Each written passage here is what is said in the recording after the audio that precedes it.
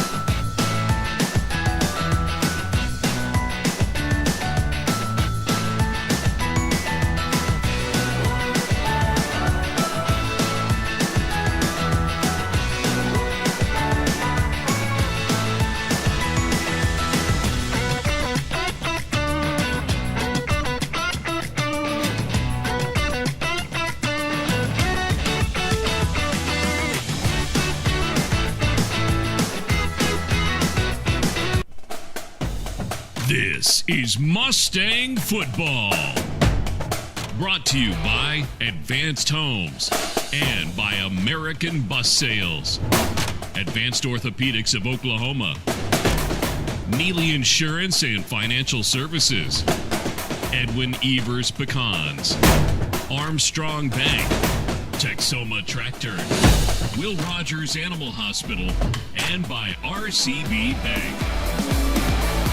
This is the Advanced Homes Tailgate Show.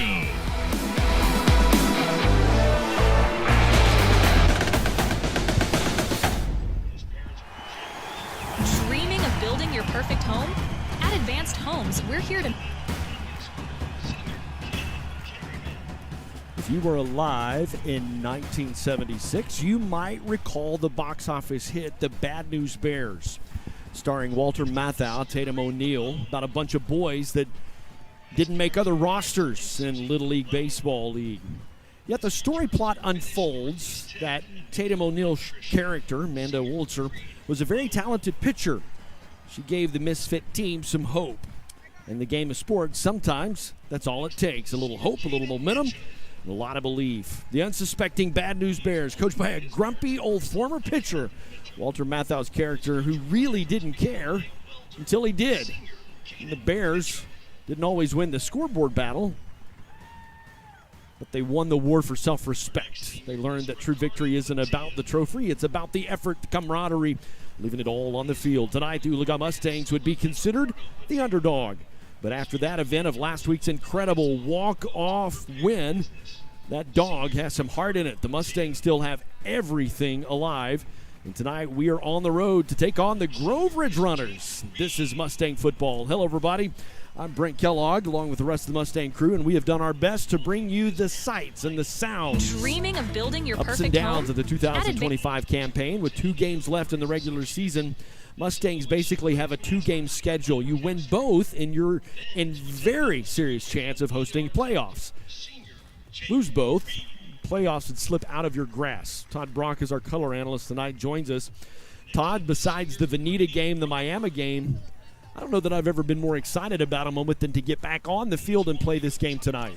Yeah, especially after last week. Man, what a great game. What a great game. The kids are coming in flying high. You know, they're ready to give it all they got. We are joined tonight by, not a guest because he's been a part of the broadcast crew all season long, but one of the things I love is the fact that I get to spend my Friday nights with students and teaching them some of the basics and the stress of what broadcasting life looks like. But Maxon Pendleton, who's been camera one all season, is now our stat analyst and color analyst and going to be play-by-play on all that. So, Maxon, welcome to this side of the broadcast. Thank you. How excited are you to get to do this? Pretty excited. All right, well, Todd and I are done, so it's all There yours. you go. Well, Judson Mills tonight actually filling in on a camera with us. Jackson Seago and Lucas Livingston is down on the field, and Charlie Miles made the trip as well tonight. Guys, we got a lot to do, and we're going to take a quick break. When we come back, we'll have our head coach conversation with Sam Noble, talk about how preparation has gone this week, some scheming thoughts that they have. We'll go through our starting lineups and national anthem. It's senior night tonight here at Grove. This is the Mustang Broadcast. We'll be back with more right after this. Dreaming of building your perfect home? At Advanced Homes, we're here to make that dream a reality. Whether you're looking for traditional building or want more control with Cost Plus Building, Brian and his team have you covered. Cost Plus Building puts you in control, so you can better manage the cost of your new home. Advanced Homes specializes in building on private property and is always available to answer your questions. Founded on a family tradition of excellence in construction, real estate, and land development, Advanced Homes is committed to quality workmanship, value, and Christian values. At Advanced Homes, we embrace your individual style, working to design a home that fits you and your family. With over 25 years of experience, Brian has an exceptional ability to take your ideas and turn them into blueprints that bring your dream home to life. Call Advanced Homes today at 918-855-6597. Or visit us on Facebook and at advancedhbi.com. We don't just build houses, we help you build the home you've always dreamed of.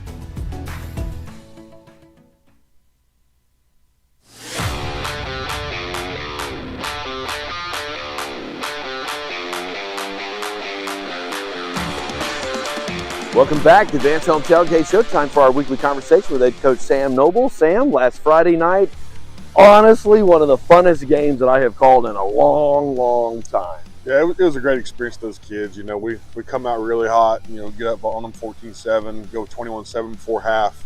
And, you know, things kind of weren't going our way in the second half to start out, you know, but they go down and score with a minute and a half left to go. And, you know, I didn't feel like our kids were too nervous or scared about it. They responded. We executed a great 13-play drive to get us down in field goal range to win it. Well, I'll say that last drive, just kind of things went well. One of the things that has really impressed me about this team the last 4 games is just the minimized penalties. We are definitely cleaning it up. We're not being as, you know, hurtful to ourselves in that area. You know, at the beginning of the season, we had some big plays and we'd have a holding call or a legal formation. You know, we still got some things we got to clean up, but as the season's been going on, we've been much better about being clean with our operation. So what does a close win like that do for the confidence of your team, and what does that do for the locker room? Now, I think it brought us together a little bit more. You know, obviously, something like that, it's super exciting. You know, when Ben hit that field goal, everybody dogpiled on him at the 50-yard line, like, hey, we still got to shake hands, like, we still got to do this, you know. But, you know, I think it brought us closer together. I think it, you know, it gave us an extra spark going into the last 2 games, you know, 2 very important games for our playoff, you know, hopes. So we're very proud of them. So I hope we can keep riding that and come out to win on Friday. So 2 games. We've got Grove tonight, and then next week, right? We just have to win 1. Yep. And we're in. Win 1 and we're in. There's different points and things like that. Skytook beats Wagner, whatever. But, you know, at the end of the day, we got to be 1-0 at the end of the week, and we take care of what we can, and, you know, good things are in store for us. Okay, let's talk about the depth chart. We're starting to see some names come back, like specifically the offensive line. Yep. Most of those guys back. Mike Chang done, but most of those guys are back. So. Yeah, we got Alex Laubach back this week, and Lane Oliver's back to full healthy. Terry Daughtry's back to full healthy. So being able to get those guys back is awesome for us. You know, we had some guys fill in, and we still have some guys rotate pretty heavily that weren't normally offensive linemen, but they're helping us out there. So getting them back is huge. You know, getting some depth back at receiver, like with Reed Barron back, was obviously huge for us this week with 3 touchdowns for 86 yards.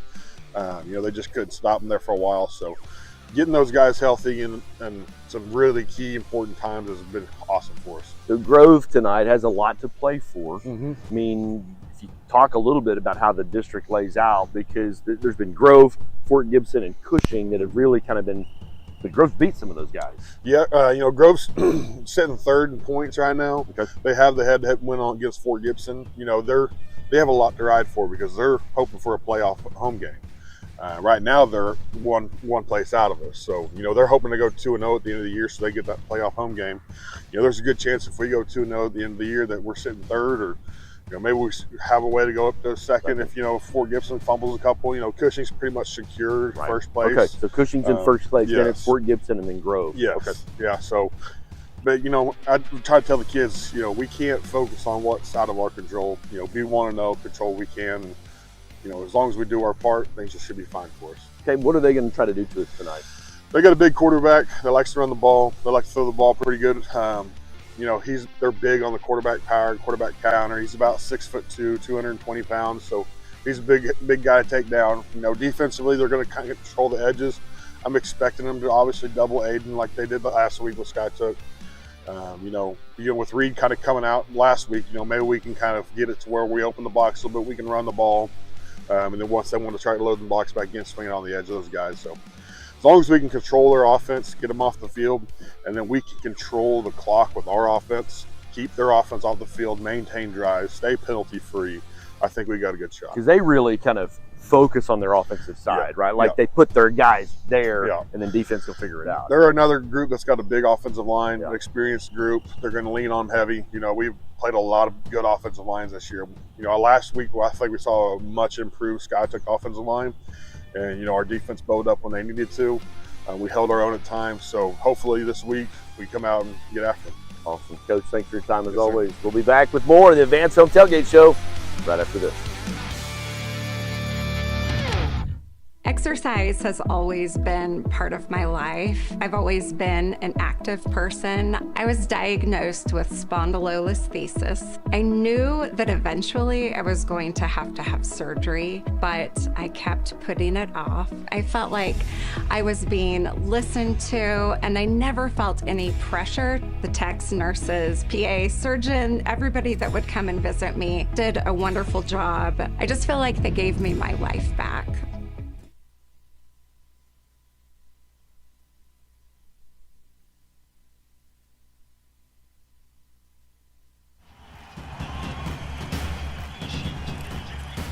Welcome back to the Advanced Home Tailgate Show. I am Brent Kellogg, along with the rest of the Mustang crew on the road tonight at Ridgerunners Stadium. Todd, might get a little bit chilly, but this is absolutely beautiful Friday night for football. You couldn't ask for better. And the wind's not blowing. Yeah. It's really, really nice. I told my wife today I have some PTSD about Grove because the last time I was at Grove, I literally froze to death. Yeah, I can see that. because we're right up here on top, and the wind's blowing. And it was cold. It was, I think it might have been last game of the season. I don't know. It was several years ago, but your boy got really, really, really cold. So we're glad you've joined us. Take time to hit share on whatever social media platform that you use. The rest of the Mustang broadcast crew is here. Guys, it's time to kind of take a look a little bit at who we anticipate the starters to be. There's some bad news kind of mixed in this that I'm not real fired up to talk about, but let's get through it as we go. We will start with our offensive line and at left tackle. And for the most part, Todd, most of the offensive line is back. Now, Micah Chang, he had a season-ending injury, but we've got some names on here that we haven't been able to call for a couple of weeks. So Cade Schick is up there. And again, that's 36 is not an offensive lineman number. Right, but he's been playing well the last couple of years. Yes, he's at the left tackle. Alex Labaz is senior, number 62. Then you have center Lane Oliver. Really glad to have him back under center. He's full health. He played a little bit last week, but he's back starting on that offensive line. And then you got Terry Daughtry, and then right tackle sophomore Spencer Harold. And it's kind of good to have those guys back. Not that the other guys were doing a good job, but you're going to need them tonight. Right, absolutely, because these guys are big, again, up front, and so we just need to hold them off.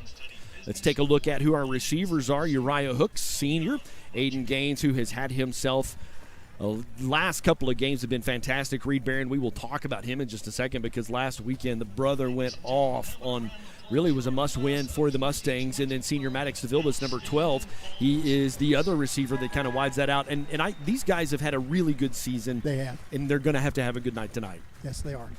All right, let's take a look at who's expected in the backfield. It says that Tucker Rogers will be the running back, and he may take that first snap, but you're going to see a lot of junior Carter Miller. Matter of fact, when I talked with Coach, I probably should have listed Carter as that starter, but he said some of that's game-time decision. And then Brock Lustig, who was the Fox 23 Player of the Week last week. We're going to talk about his stats here in just a little bit. And so big task for that young man tonight on tap.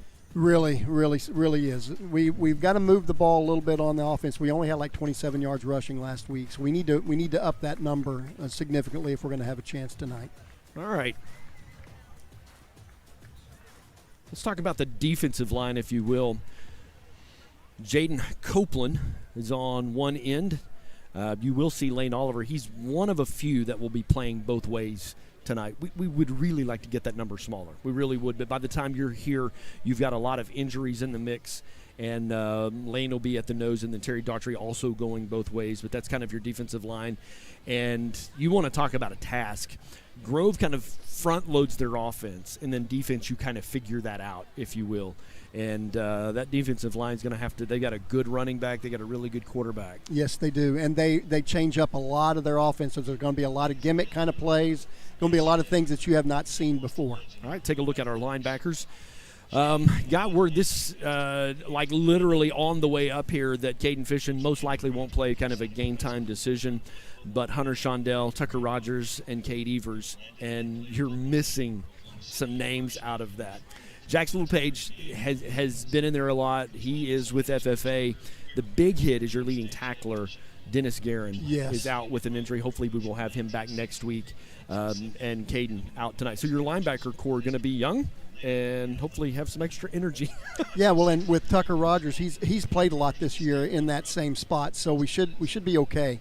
Certainly going to miss Guerin, though, for sure. All right, let's talk about your secondary. Ben Hogue had himself a game last week in the secondary, but also in the kicking. We'll talk about that in a second. Maddox DeVilbiss, Carter Miller, and Uriah Hooks. These guys, really, the Mustangs have been able to count on them. I think Grove's going to try to pick on them a little bit tonight. And so we're actually going to join the stadium and join in with a moment of silence and our national anthem, and we'll come back to our starting lineup right after that.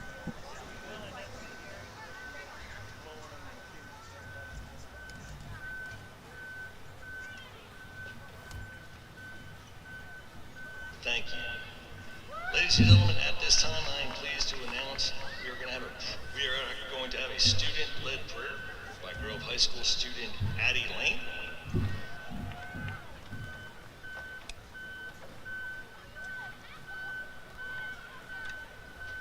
Everyone, please bow your heads in prayer. Lord, I come to you tonight to pray for everyone at this game. I pray for the players on the field, that you will protect them and clear their minds so they will have no distractions. I pray for the referees and coaches, that you will protect them as they do their jobs. I pray for the people in the stands, that they will have safe travels home tonight, and for the opposing team, that they will make it home safely. I pray for the cheerleaders, that you will protect them as they cheer on the players tonight. I pray for the band members, that you will keep them safe as they perform for us.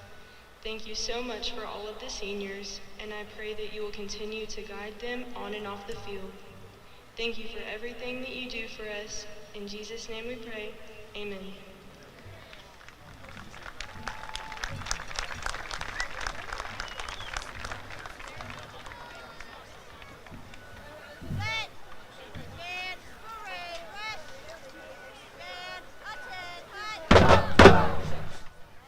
Can hear the Ridgerunners band below us as they will make their way onto the field in preparation of our national anthem. Beautiful night here in Grove, Oklahoma. About an hour and a half from Oologah High School to make the trip. We're about 12 minutes away from kickoff. Once we get through the national anthem portion of pregame, and we do our best to bring you the sights, sounds, and the best part of the Friday night. Talk about what the Mustangs need to do tonight, and then our segment called Who You Got.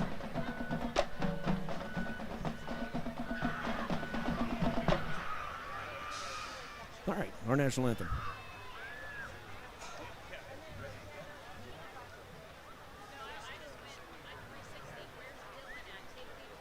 Ladies and gentlemen, at this time, gentlemen, if you could please remove your hats. And if you could stand for the national anthem presented by the outstanding Grove High School band.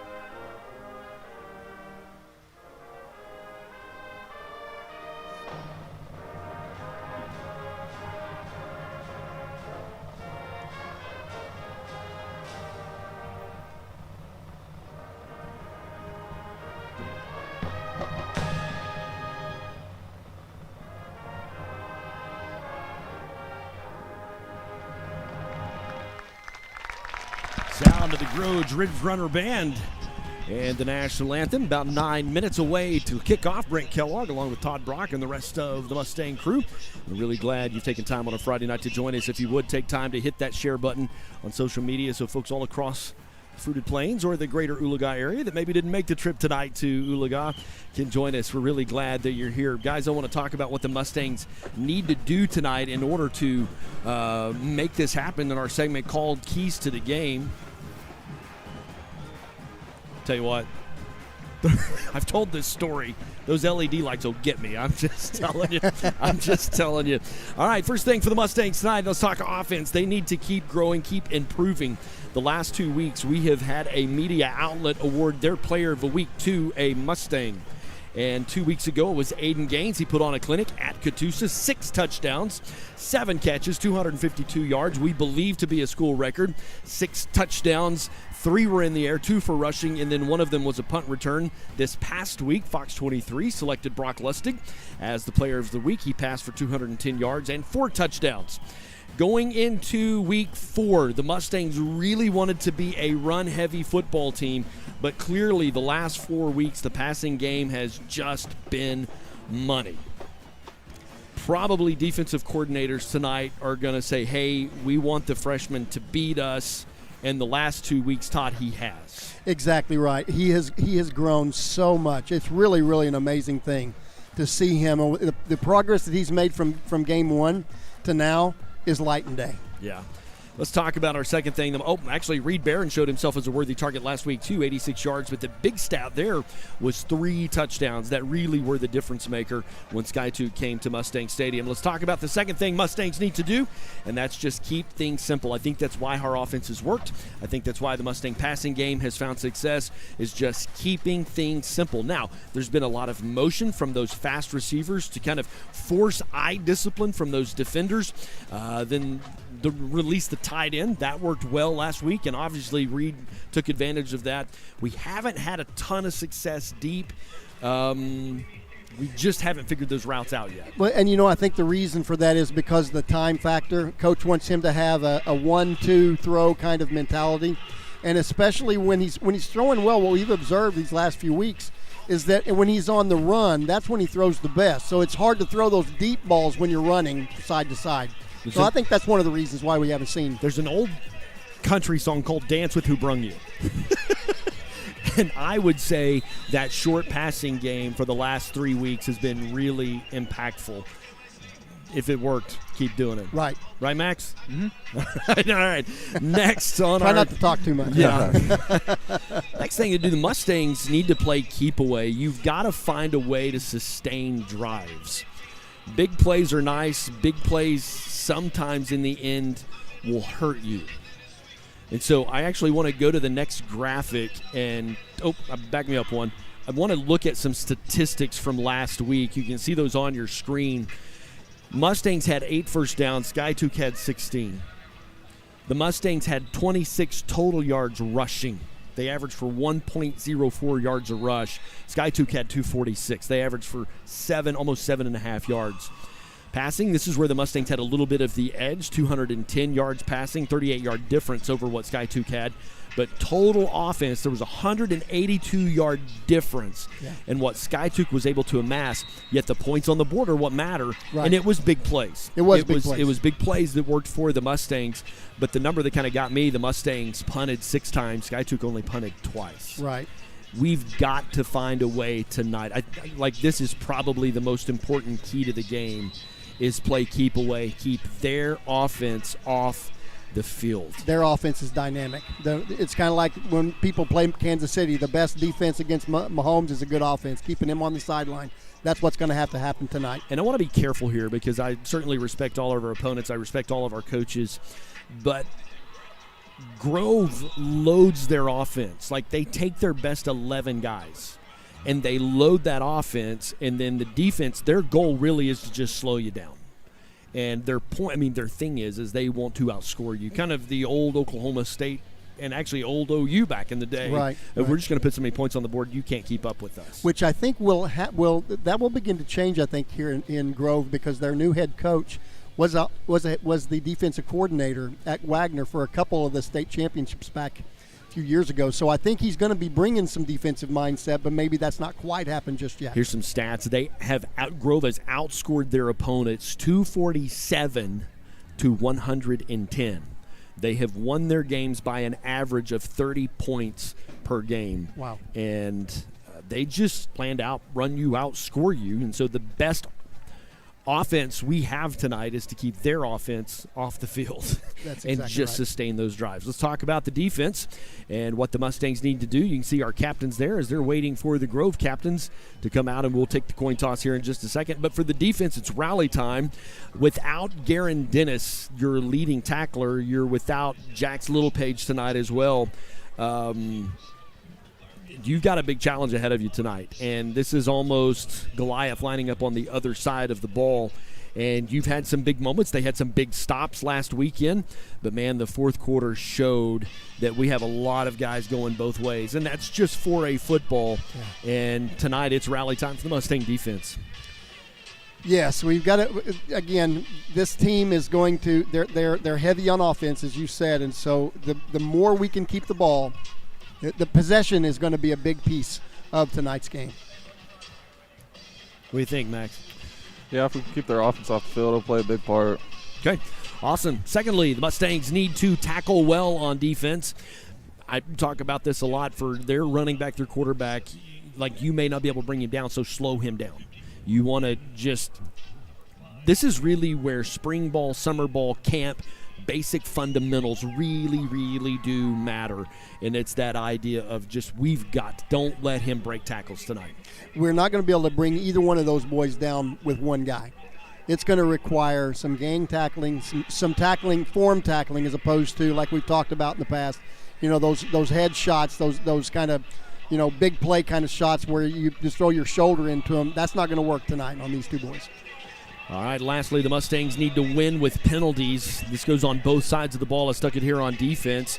A great stat for our offense tonight would be no holding calls, because, man, you can have a drive going and then a 10-yard holding, put you behind the chains, and it's just kind of a drop-dead penalty, if you will, that our offense has really struggled in anything longer than 10. Second and 11 and 12, third down, 13, 14 yards to go. That's really been a struggle for us. And then a great stat for your defense would be no face masks, no offsides, no personal fouls. Just really play smart tonight. Todd, I know you're watching our coin toss down on the field as that takes place. And the Mustang captains that are out there, Caden Malure, you have tall Reed Barron, Mr. Oliver, Lane Oliver himself, and then number 78, Dylan Franklin, that are representing the Mustangs as captains. And I think we're watching the coin toss about to happen. Yeah, the white hat is going over some specifics. I think in the pre games, a lot of times what will happen is that the crew will have conversation about certain things they've seen other teams do, and so it looked like he was giving some instruction on some specific things that they might be looking for. So that's always helpful at the front end. All right. Looks like Oologah has won the toss. Always hopefully brings some good luck tonight. The Mustangs are on the road, and we talked about this at the very beginning of the broadcast. Everything is still in front of them. This is a 2-game season for the Mustangs that begins tonight. Like, if the ball bounces a certain way and folks lose some games they probably shouldn't lose, the Mustangs could still be in contention for second place in district. The Mustangs have won the toss deferred, and so Grove will actually take the ball to get things started. And the Mustangs, if you can sneak out a win tonight with Grove that is in second place in district, there's another big game that's going on, Fort Gibson and Cushing. And Mustangs have everything in front of them. They could finish as high as second. Now, that's a lot that has to happen. Right. We're really fighting for that third or fourth spot, if you will, in the district play, but the Mustangs have a ton to play for tonight, and statistically, Grove's good. Statistically, they outscore their opponents by an average of 30 points a game, but you got to play the game. Right. That's why they play the game, isn't it? They don't do it on paper. And we don't know their injury report necessarily. We don't necessarily who they have, who maybe they don't have, and so, they don't know what we got tonight. So we're going to line up and play the game as the Mustangs run through the tunnel on their way onto the field. Guys, let's talk about who you got tonight, who the Mustangs need to utilize to have a big night tonight. Todd, we'll start with you. Who you got? Yeah, I'm going to go with Reed tonight. I feel like on both sides of the ball, we really need him to have a big game. On the defensive side, he plays that outside backer end kind of position. It's going to be crucial that the guys that are on the ends keep those guys contained. And then on offense, those short passes over the middle, those out routes, he's got such a big body and he's got some great hands. It would be great to get him the ball several times like we did last week. Max, what about you? Who do you got? For who you got, I'm going to take junior Aiden Gaines. He went out there and set that record against Catoosa out there, and I think he's just on the up from there. I think he's really planning to have a good game in these last 2 games. I want to give credit to my son I was showing him our graphics and stuff that we've added to our package, and I called him Go-To Gains, and Landon was like, you need to call him Raisin Gains.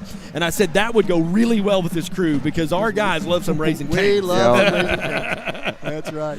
So, yeah, you can see there that Aiden has had a really, really good season. He's a great pick for who you got. I am actually going to go with Mr. Brock Lustig.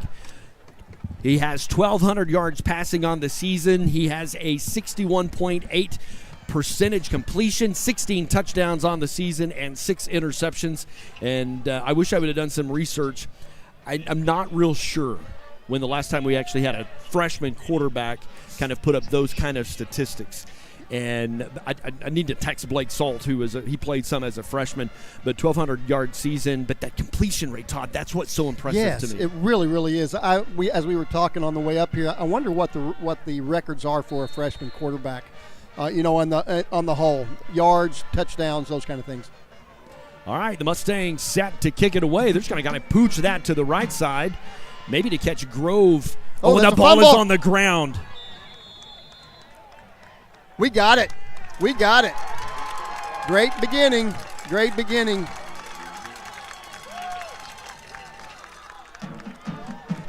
I believe that was number 50 for us. Well, we don't have a number 50. Is that Cade? I think that might be Cade. That should be Cade Evers. Yeah, Cade Evers. There he is.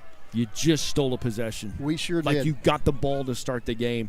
And I really think in a game like this, Todd and Maxon, getting points early because – it's going to be a challenge late in the fourth quarter. I mean, we were able to do it last week, but you want to, in these early scripted plays, you want to put as many points on the board so the Mustangs here kind of have an opportunity. Handoff up the middle. There just was not a lot there. That was Tucker Rogers, I believe, the running back. Yeah, Tucker's back there on to start the game off. Second down loss of 3, so it'll bring up second down and 13 for the Mustangs. I want to thank some of our great sponsors like Advanced Homes for sponsoring our tailgate show.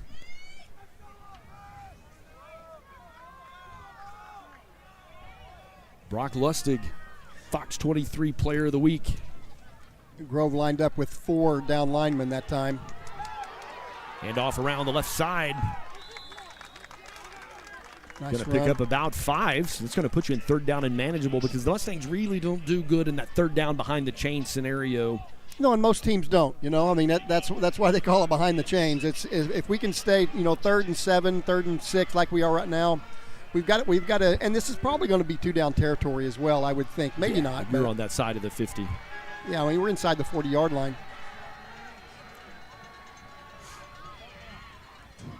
But I think if we're going to run the ball, we're going to have to run outside because those guys are just too big up front, and they sneak up their linebackers. The linebackers are tough.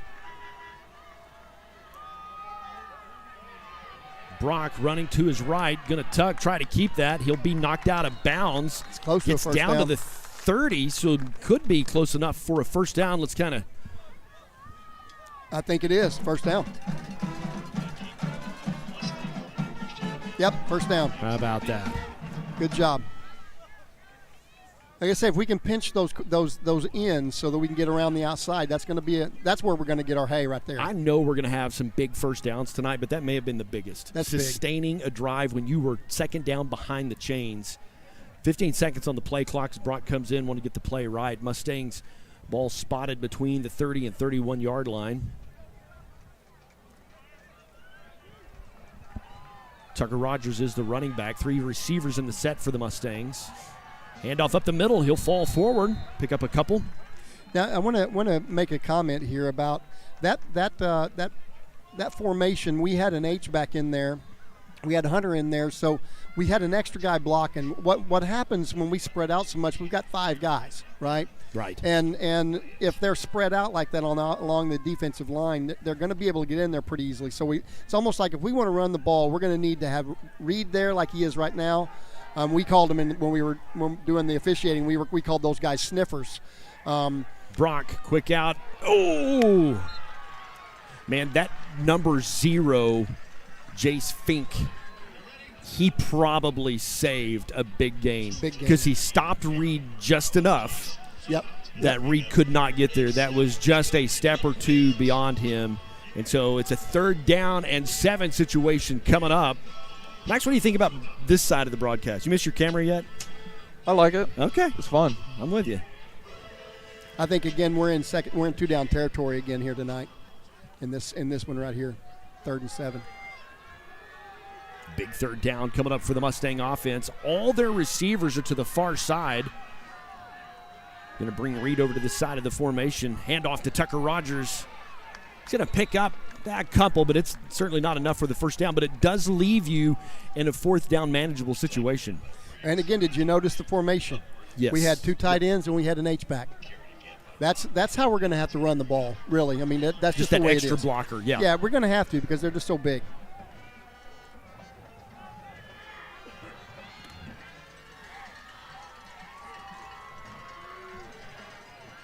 Plenty of time on the play clock. They kind of showed their hand on defense, did their shift. So Brock's going to check with Coach Noble. He's got 8 seconds to get this one away. I don't think they're going to change much. 4th down. Handoff around the left side. Nothing there. They'll turn over on downs. You can't dance. Can't dance in the backfield against these guys.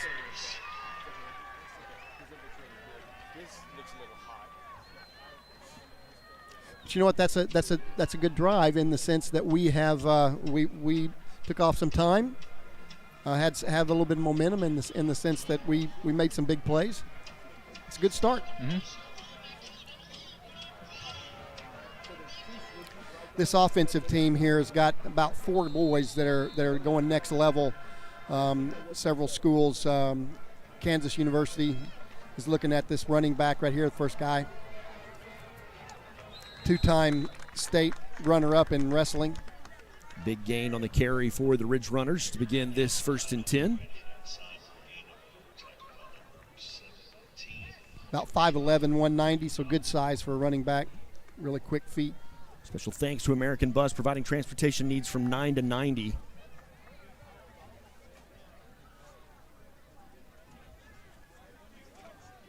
Man in motion. Quarterback has plenty of time. Incomplete pass brings up second down and long.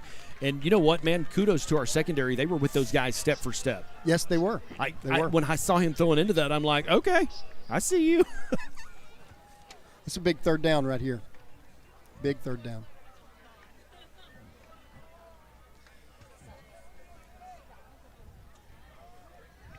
We are actually in the bleachers, and we took up about 40 seats just to make us happen.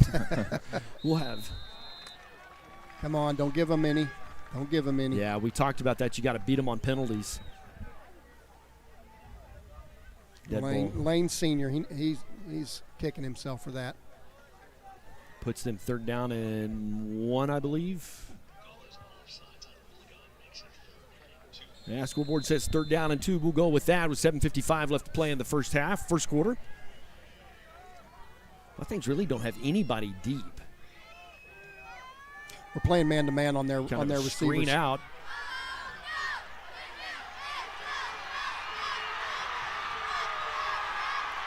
I'm looking for Laundry because there was kind of a side grab on that defender, but I don't think they're going to throw it, so that'll be a touchdown for Grove. And you know what? That first guy did what he's supposed to do. He slowed him down.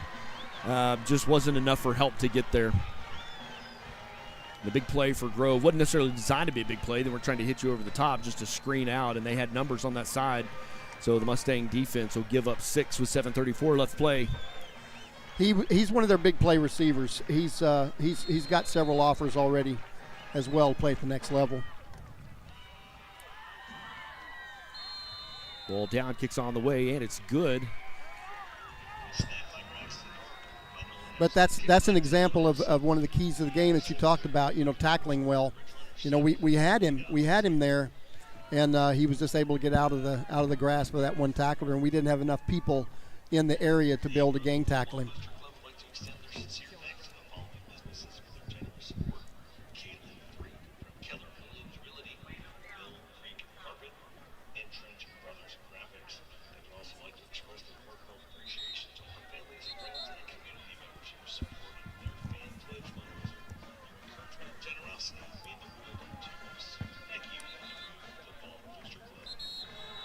Hey, fellas, we've got a number 60 on our line down there, and I don't see a number 60. Can someone find out who that is? Anybody know who that is? I do not. Maybe if Lucas could find out down there, possibly.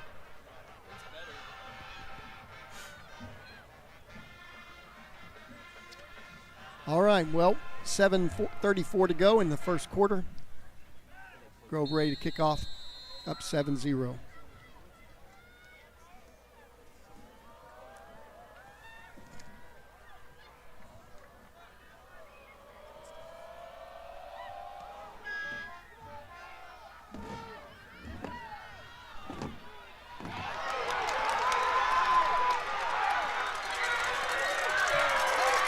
How about that? Let's get an answer out of this thing. Go, all the way. Yeah! Stampede, Woo! touchdown, Uriah Hooks. Looky there. Good job. You know what, Todd? I think this team last week learned how to win.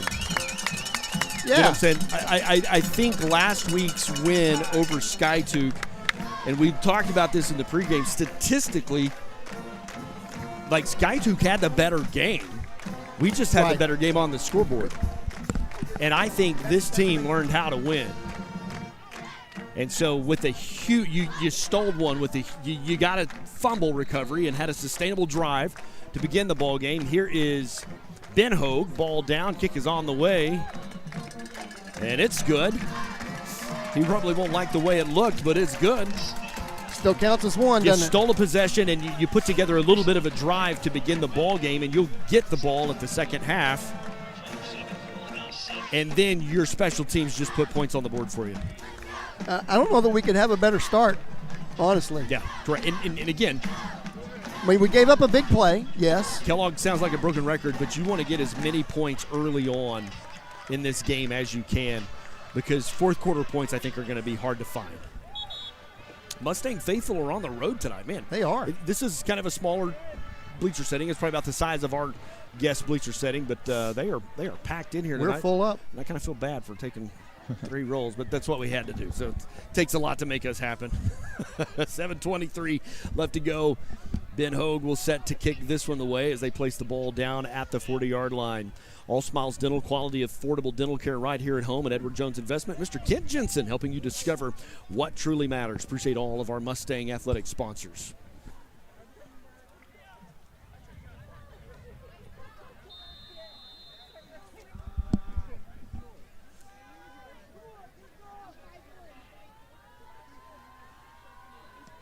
Gonna pooch that one away. Sign to the left side. Oh, man, we got to stay in our lanes. Come on, Ben. Let's not trade special team touchdowns. Number 5 was the returner, Gavin Wyatt. Man, I've called his name for several years. We apologize for the clock. When the band is jumping, it's just going to bounce. That's just the world we're living in tonight. So, hey, we want you to experience the sights, sounds, and smells and all the things that go on. The popcorn does smell good. The popcorn does smell good. Texoma Tractor providing comprehensive facility management solutions. You can check out their website to see all that they provide and do. Mustang defense on the hook again here. Around the left side. Yeah, I saw that too. Hold there on the left side of that formation. I believe Briggs Frink was the ball carrier. Receiver that kind of went end around. That'll back them up. Puts them first down and 20.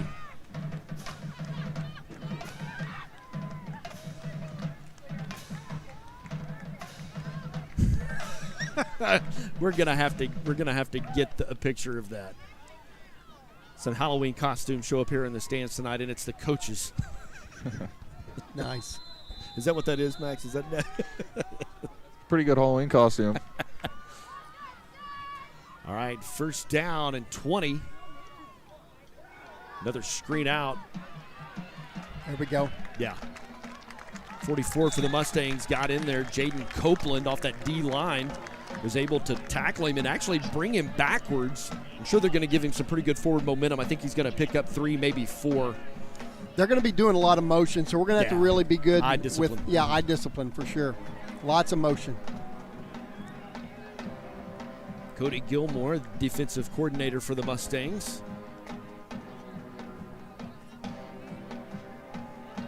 Quarterback just going to keep that one. He'll pick up about 4, but he's still third down and behind the chains. It's going to be third down, I'm guessing about 12, maybe 13 to go.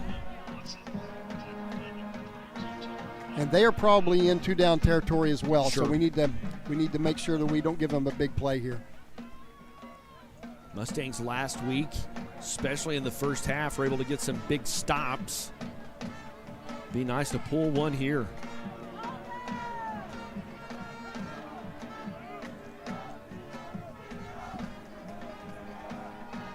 Quarterback rolling out. He had to get down to the 23. I believe he's got the first down.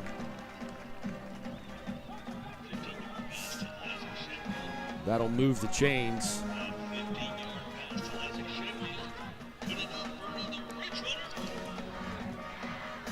Our outside backers are going to have to really work hard to stay contained. They cannot allow themselves to get sucked up onto the inside. All right, 4 receivers in the set for Grove. Frink in motion. Number 17, Hunter Shondell. Good tackling. Kind of wreaking havoc in there. Maybe a gain of a yard.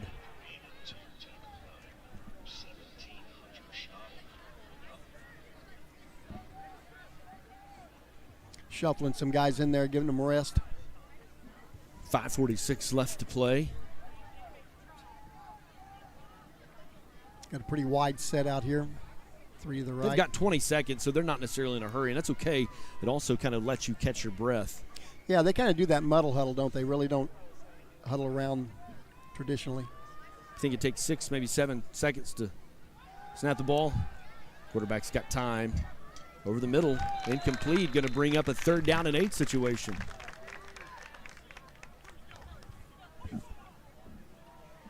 Six, 7 yards to go. Oh, it's 8, sorry. Almost there. Good, this is another one of those big plays right here. We can hold them. Yeah, we let him out last time. Would like to be able to get some pressure on that quarterback. I know you're using a 3 down front. I know you're missing some of your missiles that you would normally launch out of that linebacker core, but he's kind of had a lot of time, if you will, to make those plays. Tight formation for Grove. Screen out. That'll be a 1st down as he's brought down. 1st and goal coming up for the Ridgerunners. The ball's going to be placed at the 9-yard line.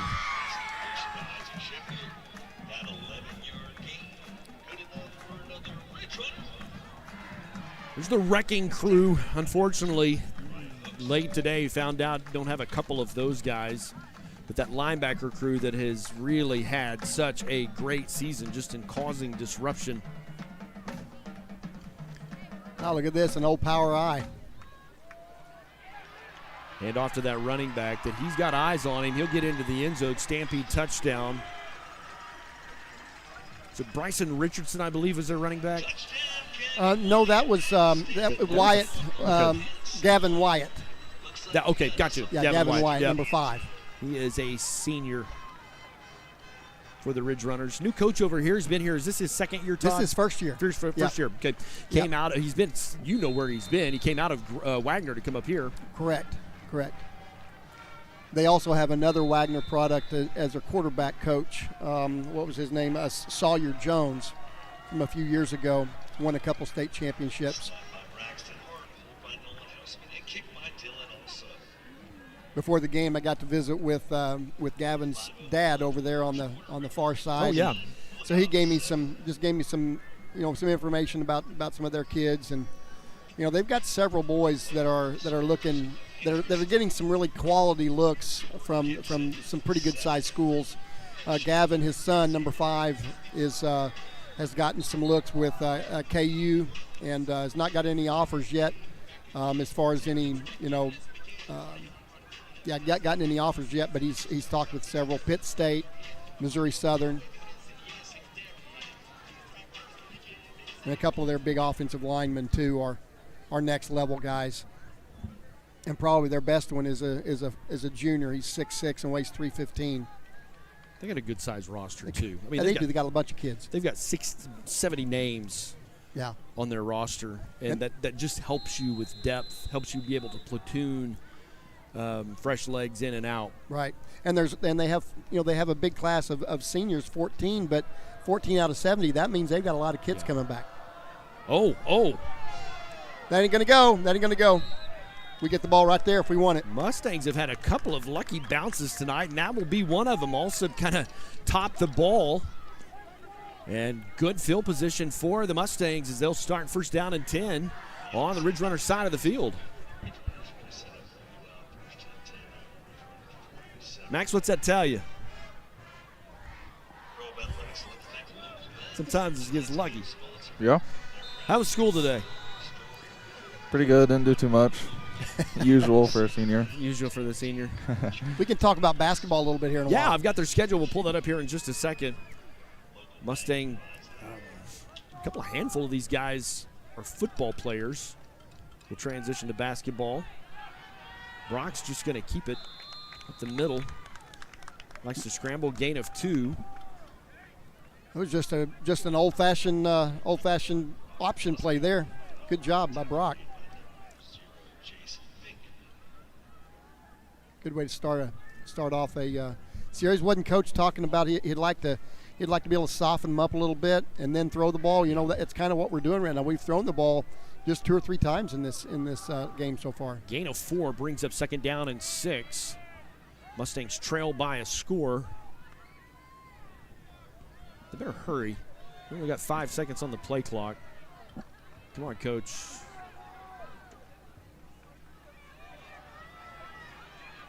Oh.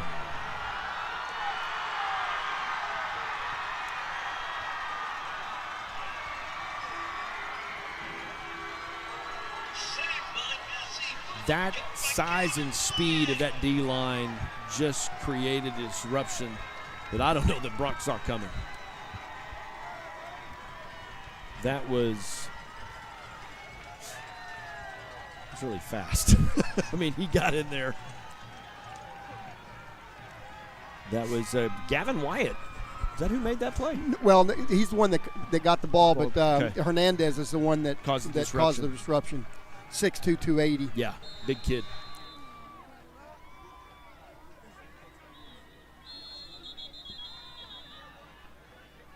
There's whistles and a flag down on our side of the field coming in. Oh, offsides. Be half the distance.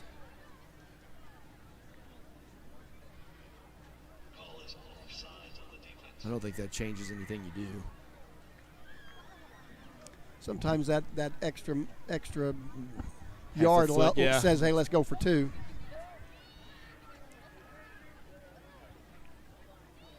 I think the holder's going to stay in his same position as the offensive line. Will move a step closer to the end zone.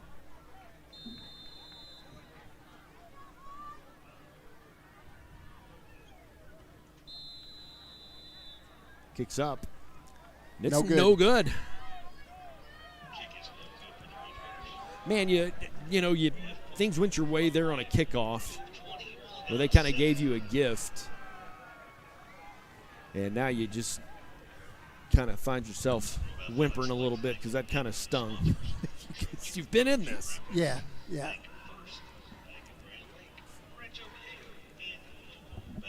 want to thank some of our great sponsors like Burns Propane, providing propane to the greater Oologah area for over 20 years. Mustang basketball just around the corner. Let's throw that graphic up on the screen here while the Mustangs get ready for receive a kickoff. Season opens, Maxon, as Hilldale come to town December 2nd. Yes, we got a little bit of different schedule from last year. We added Pawhuska, Hilldale, Catoosa. I think that's it. Yeah. Grove will make the trip. Pawhuska will come see us. The tournament, which is always a great experience. I love getting to be a part of the tournament. That happens kind of that first weekend in January, 8th, 9th, and 10th. And excited about Mustang basketball. You guys have had some transfer ins that have kind of brought some depth to the roster. Here's the kick.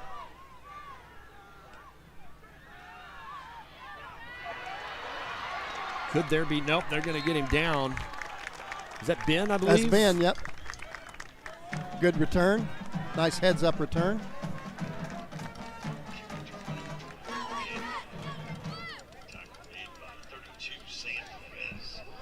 He was the game winner. Have a clip of that video we'll show here in just a little bit.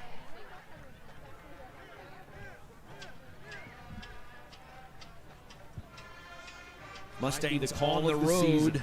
We're senior night tonight for Grove because they'll be on the road next week. And then my assumption is we'll be senior night tonight for Wagner next Friday night. Wagner and Skytook are playing tonight, too. I'm anxious to see how that ball game goes. If Skytook could do us a favor. Yeah, boy. Because Mustangs have got to walk out of here tonight with a win, but if you do that, you position yourself in third. And then a big game tonight, Cushing-Fort Gibson. Cushing is ranked 3rd in state. Grove's ranked 5th in state. Brock's going to keep that going. No, that's Aiden. Oh, that's Aiden Gaines. They're going to catch him. There we go. Nice. Stampede touchdown. Mustangs back in this, baby.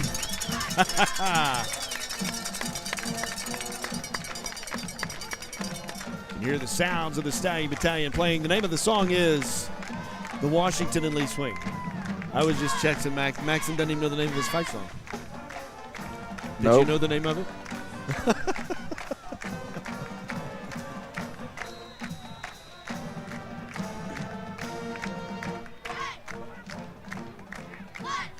Ball down on the way, it's up, and the Mustangs are within a score now. Grove leads 20-14, and big plays. I'll take them. We talked about the Mustangs were going to need to sustain some drives, but you know what, Todd? It doesn't hurt when you find yourself in a 2-score deficit to get back into, to give yourself some hope, if you will. Well, yeah, because the fumble return for a touchdown, you could have gotten down and really had a hard time, but instead we jumped up and made a big play. It's great. Like you said, we're seeing these kids grow up. That's right. It really is an amazing thing. Mid-America Feed, highest quality livestock feed and service right here at home.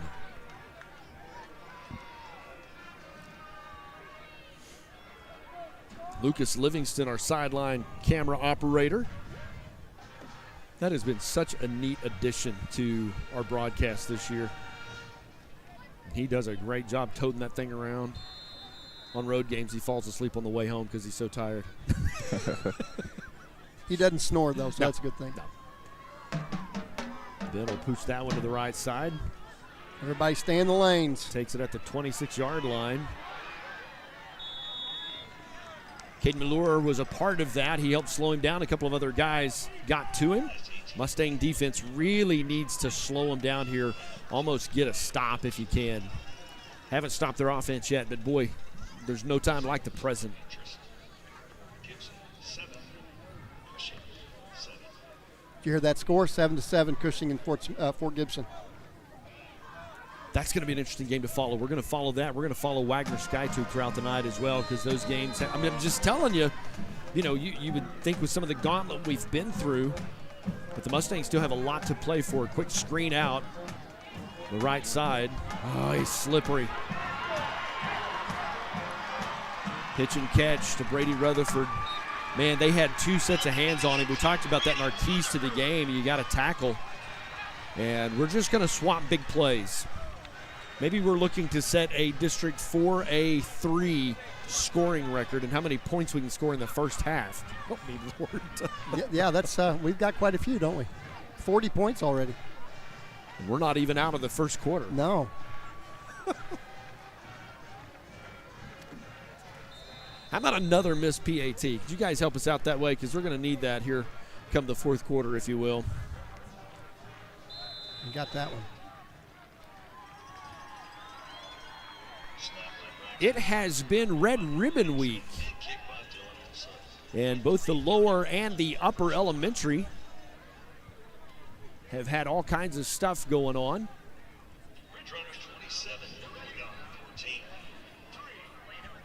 That's down at the lower elementary. Can see some of our cute kids participating in Dress Up Week, Halloween week as well. Sure they're all good and sure. That was PJ Day. Coach Doss, not Coach Doss, Principal our Lord, Mr. Doss sent those to me. Upper elementary had the same festivities as well, so our admin staff and our teachers. That's the Flamingo upper elementary staff, and then of course Camo Day, some of those kids. Just been a fun week of activities going on. Really not a lot going on. Coming up in a couple of weeks on Veterans Day, both the upper and lower elementary will have a Veterans Day assembly. They'll do that combined together a couple of weeks from now.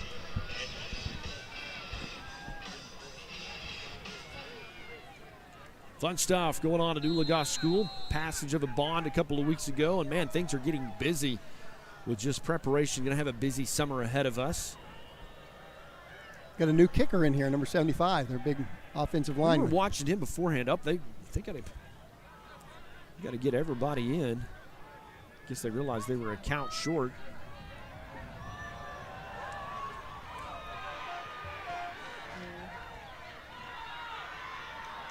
That's Maddox. I'm telling you what, my man.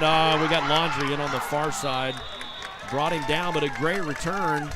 I'm assuming, Todd, where that flag came from. I mean, there'll be some type of block in the back or some type of illegal block on the Mustangs because it kind of came from the Mustang side of the field. Yeah, those back guys, they are usually it's a holding penalty. Yep, and it'll be 10 yards from the spot of the foul. That doesn't set you behind the chains. It just moves the chains. So you don't start first down and 20. You start first down and 10. Correct. But you lose 10 yards of field position from what would have been a really good return special team. We got a little bit of a grace there because his flag was at the 32. So he may have just said, I didn't throw it far enough. It should have been on the 35. Sometimes that's what happens. Some of those guys, man, are pinpoint. They can throw that thing right where they need it. I never got that good. I'd hit people. Yeah.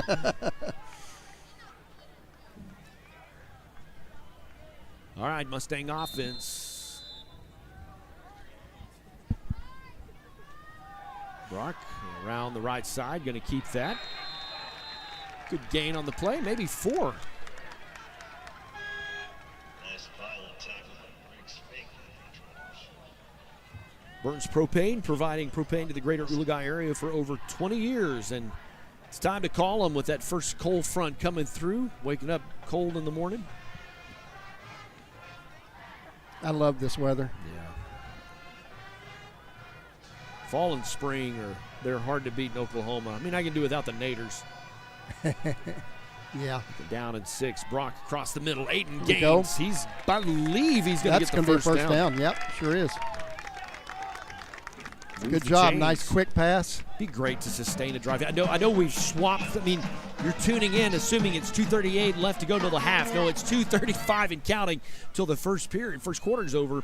We've just traded a lot of big plays. Mustangs really, you want to keep their offense off the field, and the best way to do that is just sustain a drive. 18 seconds on the play clock, so they've got time as Grove kind of comes out. Coach Noble will communicate with his quarterback.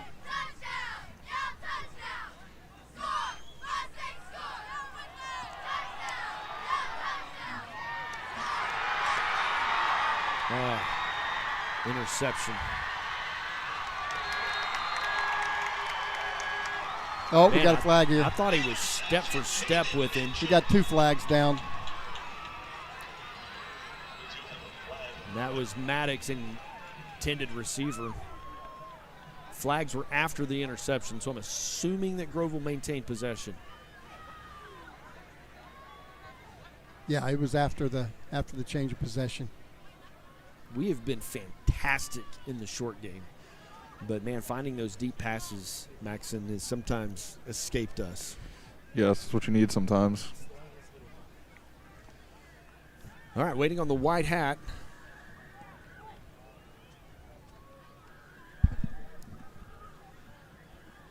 So it must be something against us because he's talking to their See what they coach. want to do, yeah. Coach Noble's asking what's going on. I don't know that these guys on this side know. We'll get back to you. They've got earpieces. They should be able to hear what's the conversation. happening. Yep. Yeah. Raising Cane's a popular chicken finger brand with a focus on community involvement. Proud sponsor of Mustang football, along with Evan Evers Pecans. You can taste the difference. Grown local, processed local. And they're stored right on the strip. And Oologah is getting ready to open up here in just a couple of days. All right. Official's going to come talk with Coach Noble and explain to him. Wonder if it's offsetting. Because now we're moving back. Way back. That's about where the interception took place, I believe.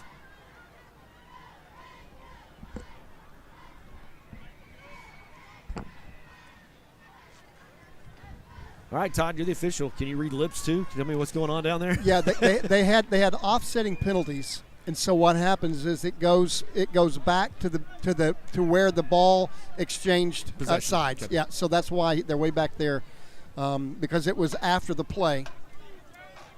So that's why they had to talk, find out exactly where they thought the ball was. That's a pretty good spot right there. Yeah, a bit of a break for the Mustangs, and It was. we will gladly take it. Yeah. Hey, and that's a good job by the crew there to make sure they had, because there was multiple flags, so I wanted to make sure everybody was on the same team here as far as, okay, so we got sportsmanlike conduct, personal foul on them, and then the same on us, looks like. Yeah.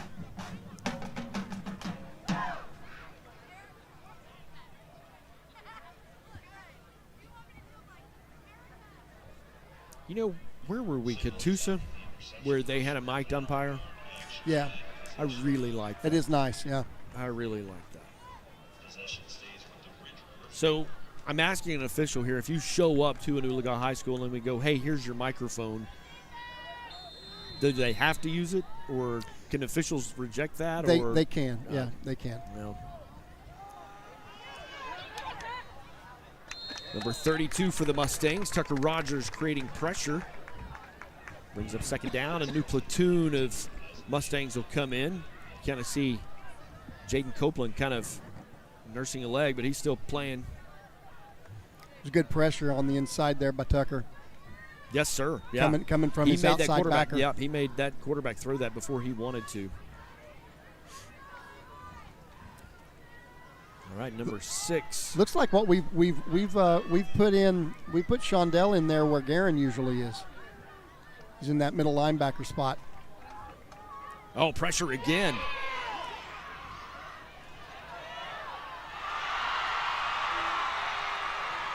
Man, he was hit as he was throwing that. Pitch and catch, number 85. It's Isaac Sheffield. He's a senior. Thought they had him back here, Maxon. Yeah, he was hit as he threw that ball. He's a really quick kid. He really got around him there. Maxon, where are you going to school next year? I'm trying to go to Oklahoma State University for sports media. Oh, all right. They got a great program. Did not exist in '97 when I graduated. You just went and oh, they're in a little swinging gate action kind of going swinging on. gate. Probably go for toe. Oh, I fell for it too. You know, if that takes some talent, that guy has to line up straight, but he has to throw it. He has to throw it out there. That's pretty cool. Yeah, he just kind of pitched it to his left, and the quarterback played that well. Richardson just kind of. Now the question is, on that I didn't see the replay. I couldn't see it from way over here, but did he throw it between his legs? Or did he throw it? No, he pitched it. Okay, pitched it sideways. Yeah.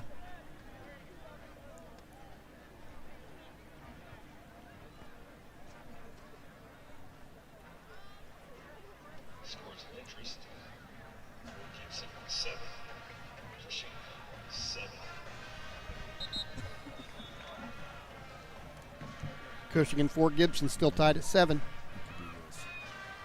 I got y'all messed up. My bad. I was trying to replay that. Oh, yeah.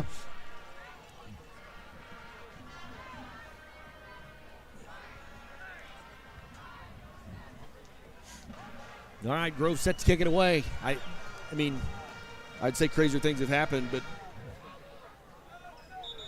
Mustang special teams have had some streaks tonight.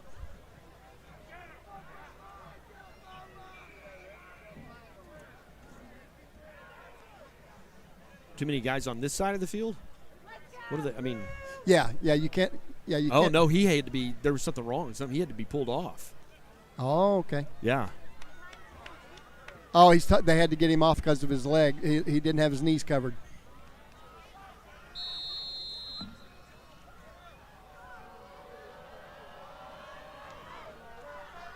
Pooch kick.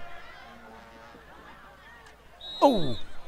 Big hit, but Maddox, I tell you what, good awareness there. That was smart. Yeah, because that was a live ball. Grove knew where that was headed, and man, that would have been just to shoot yourself in the foot to not jump on that. Mustangs 14 points in the first quarter. With a minute 41 left to play. Really do need to sustain a drive, and if you're Brock, you gotta forget about the last possession. You gotta forget about the interception. That was just playing keep away on their part. He had his receiver, and it. Yeah, it wasn't a bad pass. Right? It wasn't a bad pass. It's a good play on the ball.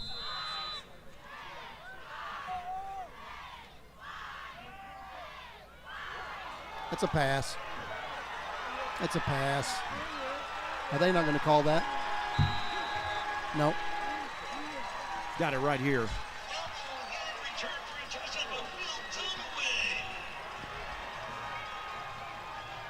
Yeah, Sam wants an explanation.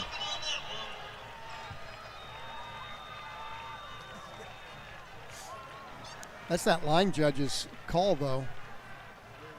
In the Hey, pass Sam, like that. tell them I've got the instant replay if they want to see it. Sure looked like he passed it. That clip will probably be sent somewhere, I would imagine.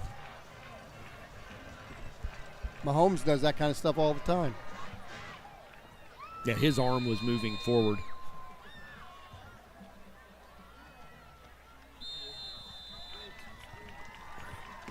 We're going to see if we can make magic happen here.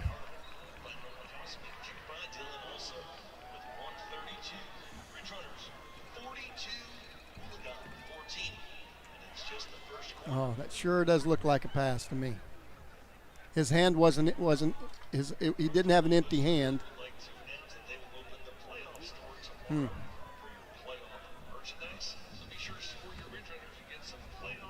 That's a tough call. Yeah, I mean, I'm not going to It could go criticize either way. officials Could on go that, either but way. yeah, his arm was going forward. Well, that's unfortunate because you have been in this game. And I think a goal, Mustangs need to be healthy next Friday night. Right. And so you've got a chance.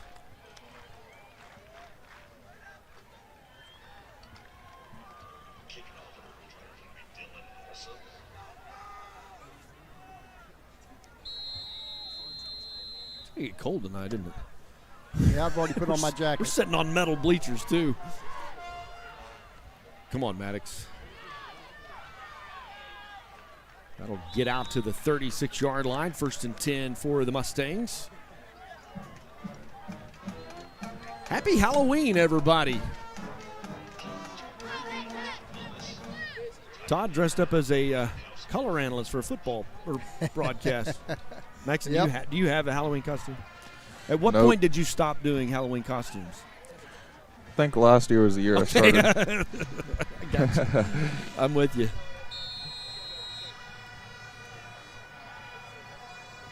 All right, 1st and 10 coming up for the Mustangs. That's Aiden just dancing around a little bit. Going to slip forward, pick up 5, maybe 6 on the carry. It's a good beginning. Nice Just patient down to the run. Wildcat.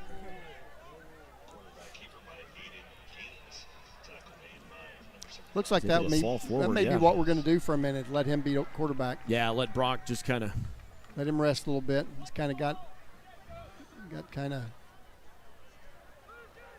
waylaid People there. are checking the score on the Grove Oologah game going, what in the world is going on up there? Yeah.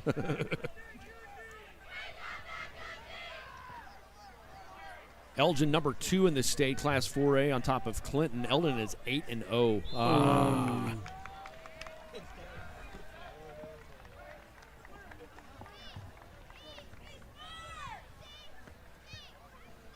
Wagner Skytook still tied at 0.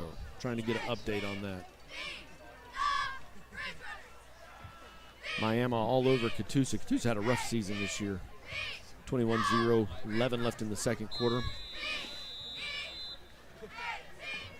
That's really a hard one to understand, how a school that close to Tulsa with those kind of facilities, you can't field a decent team. That's first down. I think that's going to be a first down for Mr. Gaines. Kudos to that offensive line.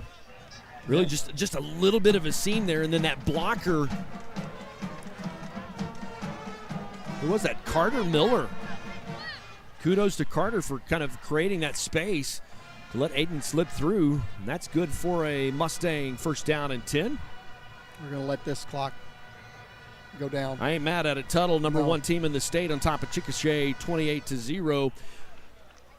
That's going to do the end of the first. We are going to take a timeout. We'll be back with more Mustang football right after this. Mid-America Feeds, located in the heart of northeast Oklahoma, right off Highway 169 in Talala. They deliver the highest quality livestock feed and service. Mid-America Feed supplies over 30 feed dealers across Oklahoma, Kansas, and Missouri. And with bulk truck hauling up to 24 tons, they'll deliver straight to you. We offer full service options, including custom mix feed, dealer support, and more. All built to meet the needs of cattle and horse operations with unmatched quality and reliability. Stop by the store, where you'll find feed and supplies for animals of every size. Mid-America Farm and Ranch is your cattle, horse, and pet headquarters. Mid-America Feeds delivers excellence from the heart of Northeast Oklahoma straight to your pasture. Give them a call, 918-275-4292. Visit their website at midamericafarmranch.com, where quality meets the land. Mid-America Feeds, highest quality livestock feed and service. What does strength look like? It's building something that lasts.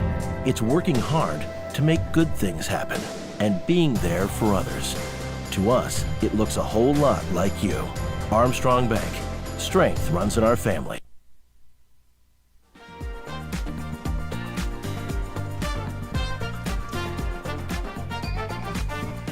"56 points scored in the first quarter of football for the Mustangs and the Ridgerunners. And man, you're going to go back and watch this game, and like 3 plays are what threw this out of balance. 3 turnovers. Yeah.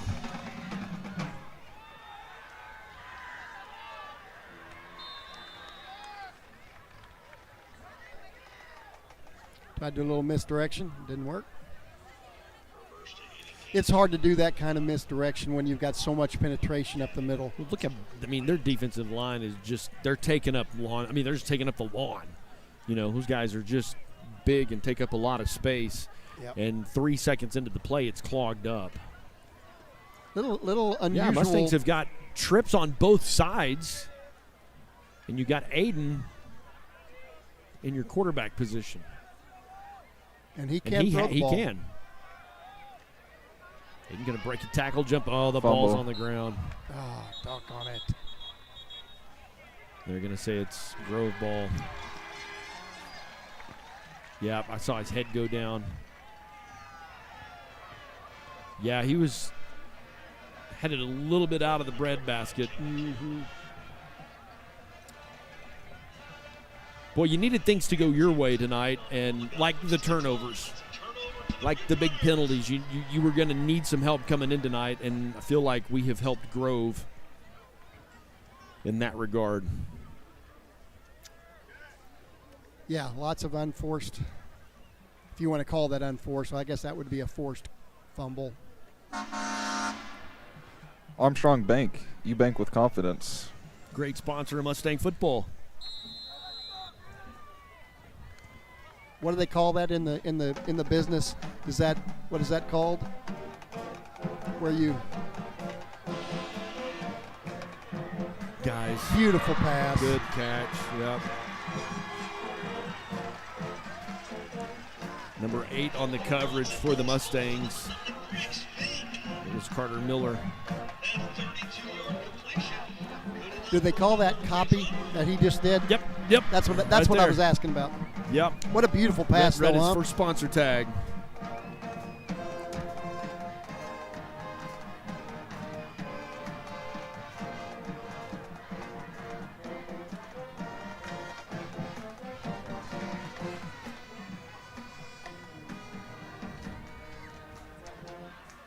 Man, just falling forward. Number 3, I believe, Colby Watson, the ball carrier. Tackled by Carter Miller there. Good. It's a good wrap-up tackle. The kid's 6'6", 220 pounds.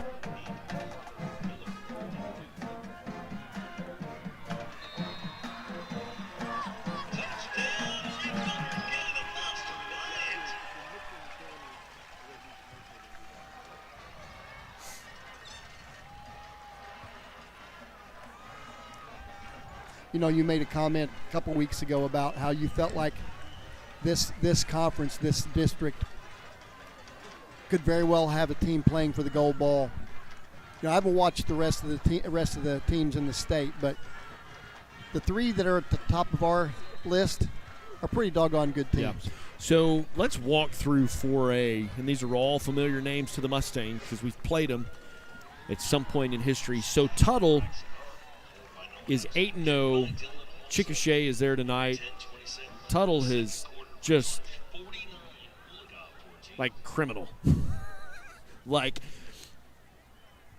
56-0, 51-0, 69-0, 69-0, 70-60, 49-7. Wow. So just whoever draws Tuttle, you're going to need some help. But who's in their district? Okay. You know, you think about the top three in our That's district. true. I mean, our top three guys are 7-1, 7-1, and 6-2. Yep. So they are in a district that has some names that are Blanchard, Chickasha, and Bethany.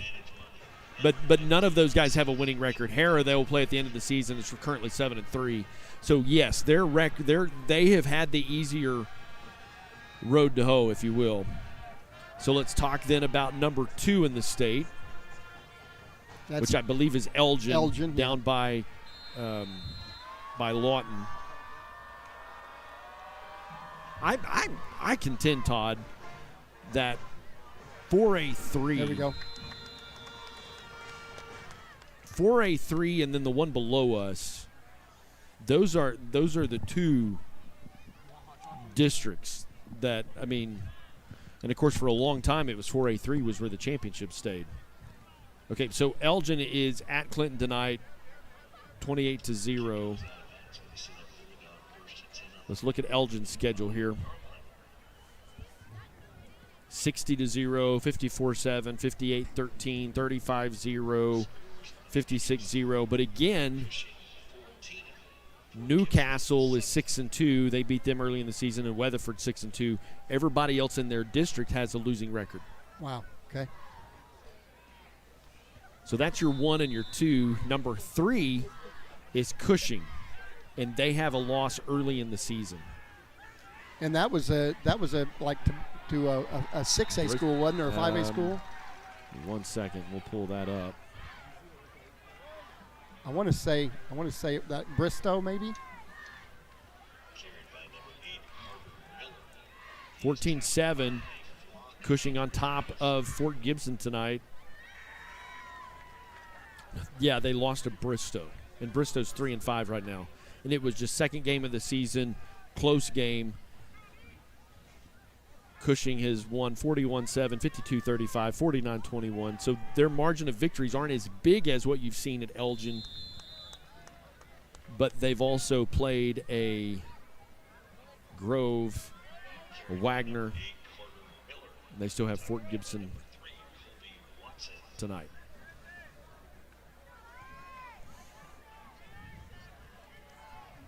All right, so fourth in 4A, I believe, is Broken Bow. Yep, and they're 7-1 as well. Mustangs going to take timeout.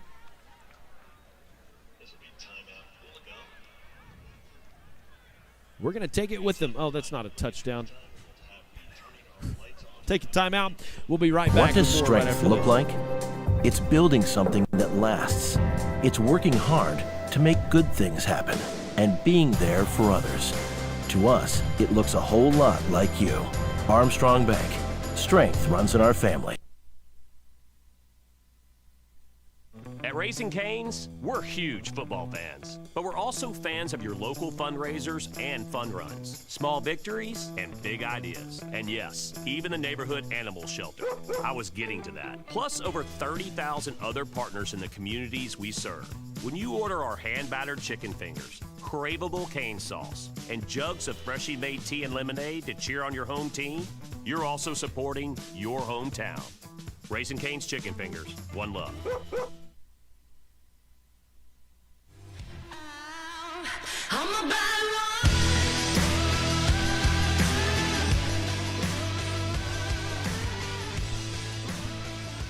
9:14 left to play in the first half, and this has been a track meet, if you will. Lots of points scored in the first quarter. Mustangs in a 3rd down and long situation. You kind of wonder, Todd, if the wind's kind of been taken out of your sails.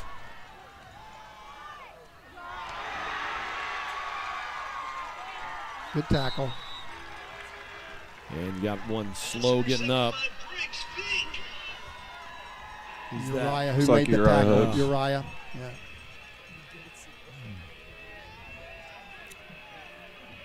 That was a little bit of a forced one right there. They had 3 guys back there on the. Yeah. All right, Broken Bow. Back to our conversation about 4A. Broken Bow is currently 7-1.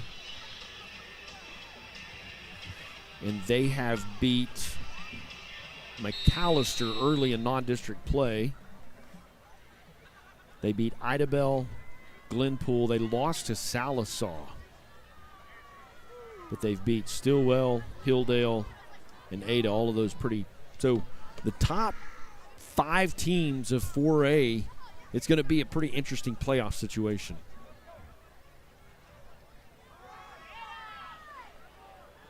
Good gang tackle right there. Nice job. I'm going to say Tuttle and Cushing going to tassel for that gold ball. The man in the playoffs, anything can happen. Elgin could make a run too. I just don't know. And I'm not that those folks listen to our broadcast. I'm not trying to be disrespectful in any way, shape, form, or fashion. If you're Cushing, you've played a more gauntlet of a schedule. Yes, no doubt. No doubt. Even if you're Broken Bow, you've played a little bit more of a gauntlet of a schedule. Man, this kid can throw the ball. Pass is incomplete. That was thrown almost 60 yards, and it was on line. Man, he throws a nice ball. So got a little bit of a score update. Wagner beating Skytook 14-0 going into halftime.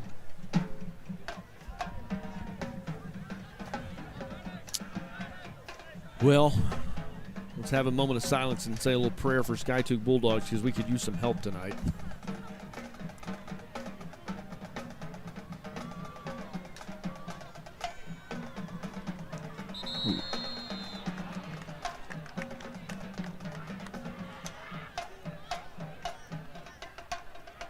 His knee was down. That was a mistake. That'd have been a big play. All right. This offensive coordinator is really creative, getting his playmakers the ball. 4th down for the Ridgerunners. Got 15 seconds, so they have plenty of time here. I'm not sure why the clock isn't running. The clock should be running. The clock should be running.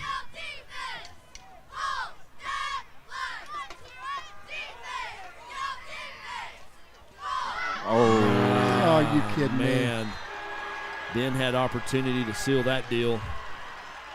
Pass complete to Bryson Richardson. Oh, man. That's just one of those where, you made the right play, just didn't come up right for you.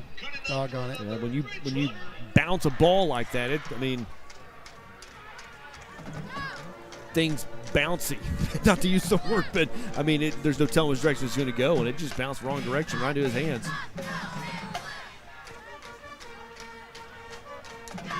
Mustangs on the road next Friday night at Wagner.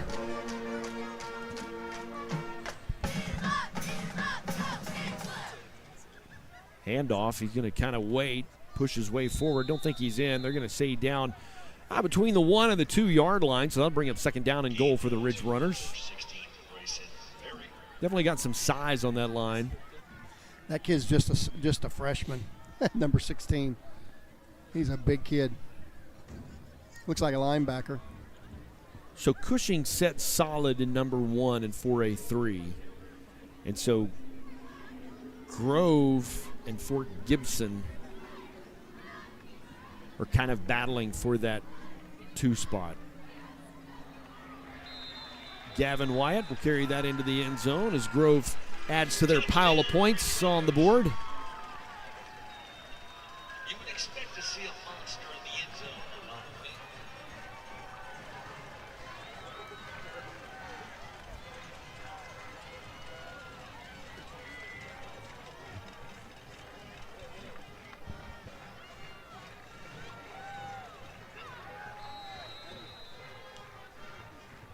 back to the first half of the first quarter. That was a lot more fun when we were trading touchdowns.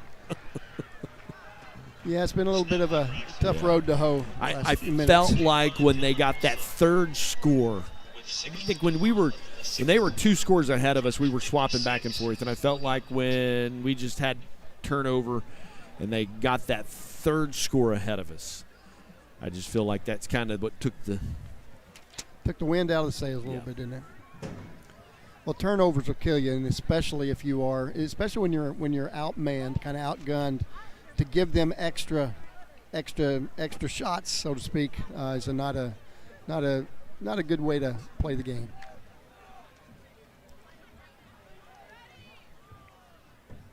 Mustangs, we'll talk more about this in a second. We'll get a break in the action, but have racked up some national championships this week. Oh, nice. We have got our FFA crew out at Indianapolis where they're announcing national championships, and I believe the total is 3 at this point, and I'll give you some of those here in just a minute as we await for Dylan Alsop to kick this one away to the Mustangs. Come on, Mustangs, let's do one of those special team things.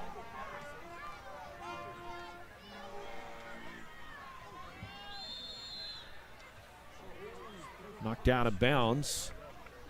Good field position for the Mustangs. I believe he's down at the 30. Knocked out of bounds, 36-yard line. They'll take over first down and 10. Maddox on the return there. I believe it was Maddox.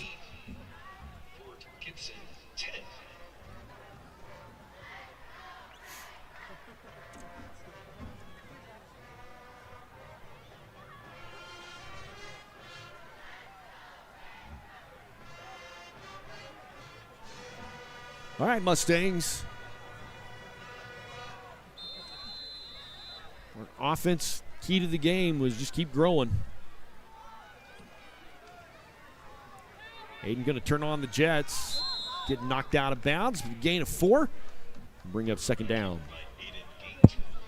Quite a few of second, third stringers in here for the Ridgerunners right now, looks like. I would imagine you're going to see some second, third stringers too for the Mustangs because they really, I mean, one of their goals tonight, obviously, would come in here, steal one from Grove on their senior night.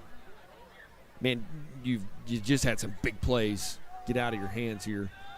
But to come out healthy, we went to Fort Gibson. We were a mash unit after that. Yeah, we really were.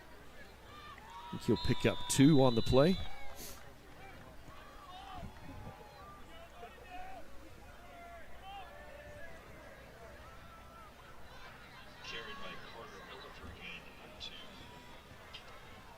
All right, third down, and I think that's about 5 coming up.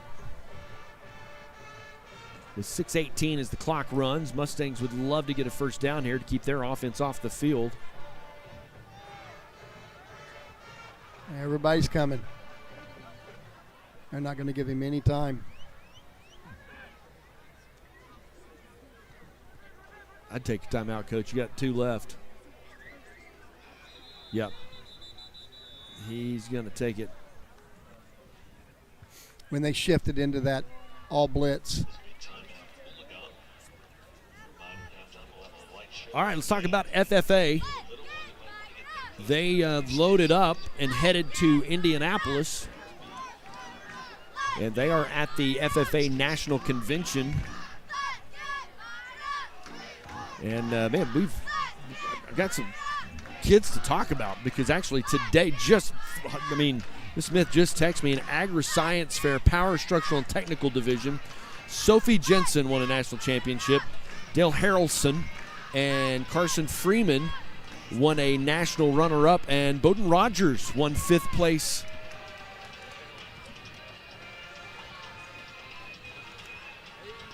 Looky there on the screen. Kaylee Kellogg along with Allie McKee, they won runner-up, a national runner-up.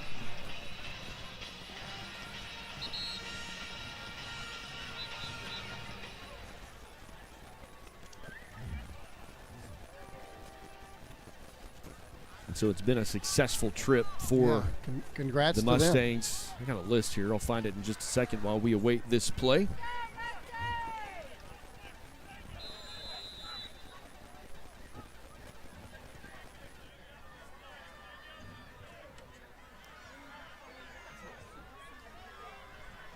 All right, there's plenty of time on the play clock. Matter of fact, they didn't even start the play clock, so do what you want. Mustangs, Aiden Gaines.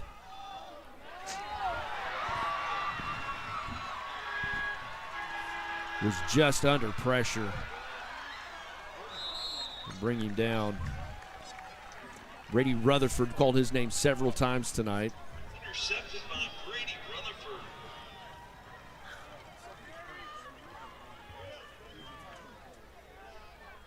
Mustangs haven't been able to run it much. And the passing game has just not been there. All right. Brooklyn Ryan, a national champion. Danae Dykes, national runner-up.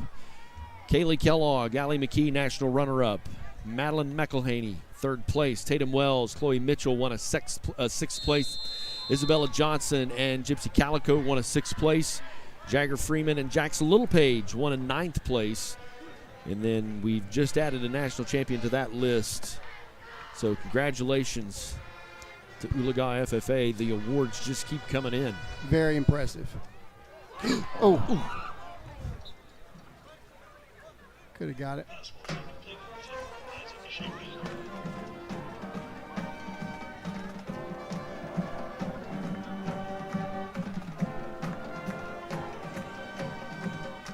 Not going to see him miss a ball like that very often. No.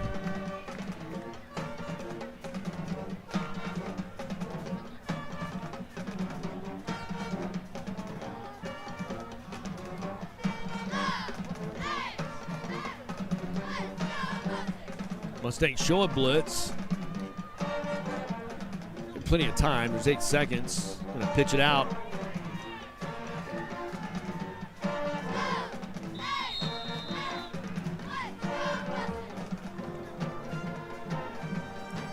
Felt like Mustangs had an opportunity right there and just kind of couldn't square up in front of him. I believe that was Tucker that had him behind the line of scrimmage.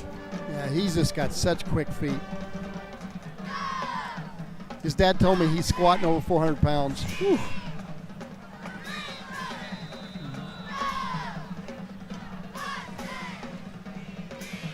For a guy that weighs 189, that's quite a bit. I believe that will give them a free first down. Mustangs, you can tell, just kind of playing frustrated.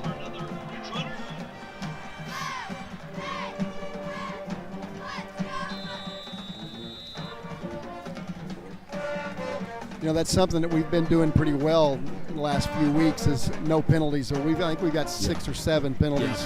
Yeah. This may be our most penalized game.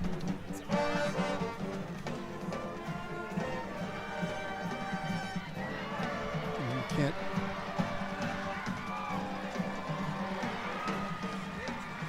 Looks like number 5, Gavin White on the rush there. I think they're going to talk about if he got in. Yep, he didn't. Yep, he got him. Yep.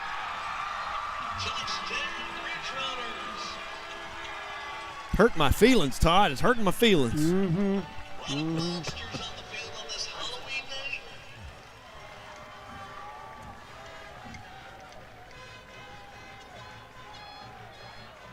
Grayson, let's get your opinion on how Maxon's done in his broadcasting debut. I mean, that's my brother. I mean, so I might be a little harsher than others, but he's doing good. He's doing good. I mean, he's developing his sentences. They're all well thought out. He's adding to the He's using right words. Yeah, no. Speaking English. He's doing great. He's doing great. I mean, everybody can always improve, but he's doing great. How is he as a basketball player? A lot better than he is a commentator. You hear a little more out of him too, right? Oh, big time. Especially, when I quote unquote foul him and he wants to cause a ruckus about it. But no, most definitely. All right, you two. How's the Mustang basketball team going to fare this season? Undefeated. Okay, we're going to kill everybody, right? Yeah. Cutting down the net at the end of this thing, but it'll be good. It'll be good. You guys have added a couple of guys to the roster that weren't wearing Mustang blue and gold last season. Let's talk about those fellas. Yeah, so we're looking at Braden Walls, or actually our only sophomore on the team. Really? Okay. Yeah, and then we have 2 people from Owasso, Tim and Cal, and they're beasts. They're very good. Big guys or little guys? Guards. Guards? Yeah, they're guards, killer shooters. Imagine like Aiden Gaines' athleticism and like a smaller Reed, kind of, but they're very good. Their teamwork, their synergy is fantastic. They're great players, great men, great teammates. I'm glad to have them part of the team. Good. And what year are they? They're both juniors. Both juniors. Okay. So you got a couple of seasons. Excellent. Yeah, they're definitely the future of this team as of now. So what did you do over the summer? Did you guys do a couple of team camps? And I mean, I know there's, summer pride. Basketball players want to get bigger, faster, stronger too, right? We had our own Oologah team camp, and we also had a Nowata team camp that we went to.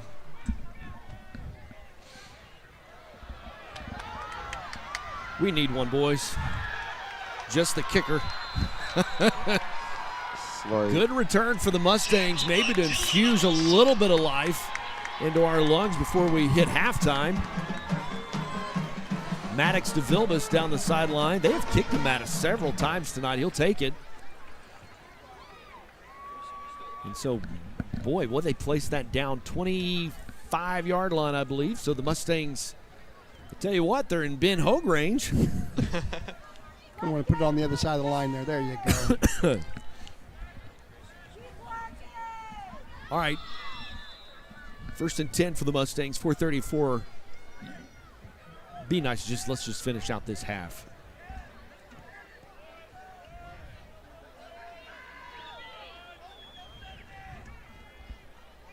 All right, so in our district in basketball, is that Aiden? Yes. Still on his feet, going to push forward. Not much there. Like, how does the district we're in, who will be kind of the big contenders for you guys? One of the big contenders will be Miami this year. Okay. They have a lot of returning players. Some of our good games will also be Veneta, one of our probably biggest rivals that we have. Really? Probably our biggest rival. Yeah. Verdigris is on our schedule too, and yes. and Verdigris they can have some guys. I don't recall their roster from last year. So Miami, Veneta, Verdigris. Who else is in there, Max? We'll pull that up here in just a second after we get this play in. Better hustle.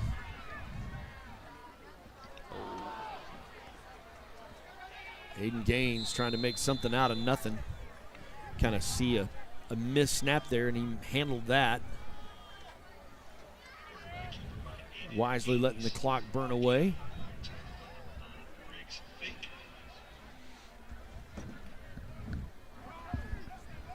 Put that graphic up real quick. Okay, so you've got Hilldale, Verdigris, Pawhuska. Pawhuska, that's not a district game for us, is it? No, that's one we just added. Yeah. They're a little tiny school, too. Yeah. Grove, I think they're 2A. Skytook, Catoosa. Yeah, okay. We'll pull that up at halftime, talk a little bit about it. Brock got his man, Reed Barron. That was a big connection last weekend. He'll go out of bounds, stop the clock. Should be enough for a Mustang first down and 10. I really thought we'd be able to do more of that. Yeah. But you know what? The penalties have not really allowed us, or not penalties, I'm sorry, the turnovers have not really allowed us to get into a groove of offense. We have taken more deep shots tonight than I feel like we've taken the last couple of weeks. And you're right. And that's kind of bumped us a little bit. Yeah, I would agree. All right, 18 seconds and counting on the play clock. The Mustangs have time as Brock will come check things out with Coach Noble. Carter Miller in the backfield with him. Brock's athleticism is going to kind of keep the play alive. Maybe back to the line of scrimmage. You don't want him taking too many hits like that, though. No. Not for next week, with the next week just looming. And Brock will play basketball as well, correct? Yes, sir. Yes, sir. Yeah, he's a good player. So who do you guys anticipate? I know anything can happen. Like, you guys know who your top 5, 6, 7 guys are that kind of anticipate as starters for the Mustangs? And I mean, as we're seeing tonight especially, every single lineup is, subject to change right before. Sure, right. As we're looking at it right now, it's like Maxon probably is our starting big, of course, and then some mix of Reed Barron, Aiden Gaines, probably Tim Earhart, one of the Owasso transfers. Okay. And then you could throw Cal Easterwood, maybe Brandon Walls. I mean, Maxim, what do you think? That last spot's definitely a little fluid. That last spot's definitely open for anyone. Yeah, which, I mean, is great in the gym when we're practicing. Anybody can fight for that spot. Well, and you're one twisted ankle from starting for 3 or 4 weeks sometimes. You know what I'm saying? And so Coach Branscombe just love him. He is a fun guy. I think he's brought so much life and creativity to this team. And, man, I feel like he's done a great job for you guys, so I'm excited. Carter up the middle. Not a lot there. I would imagine they're going to send the field goal team on. No? I mean, it's 4th down and 9.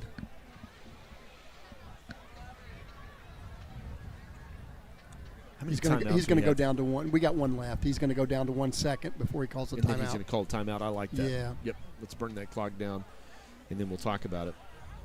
How the girls looking? Do you guys, I mean, in terms of basketball, I know they're typically in one gym, you're in the other one. And yeah, I mean, they're still, I mean, we have some joint practices. I mean, they're a great team. Ashton Warford and Kaylee Sieb are definitely the heart of that. Well, and they roster. both got some pretty big offers. Well, and some preseason honors. Like they were kind of, sometimes before season starts, they'll do some all-district. So, hey, we're going to take a quick timeout. When we come back, the last 34 seconds of the first half, it's Mustang football.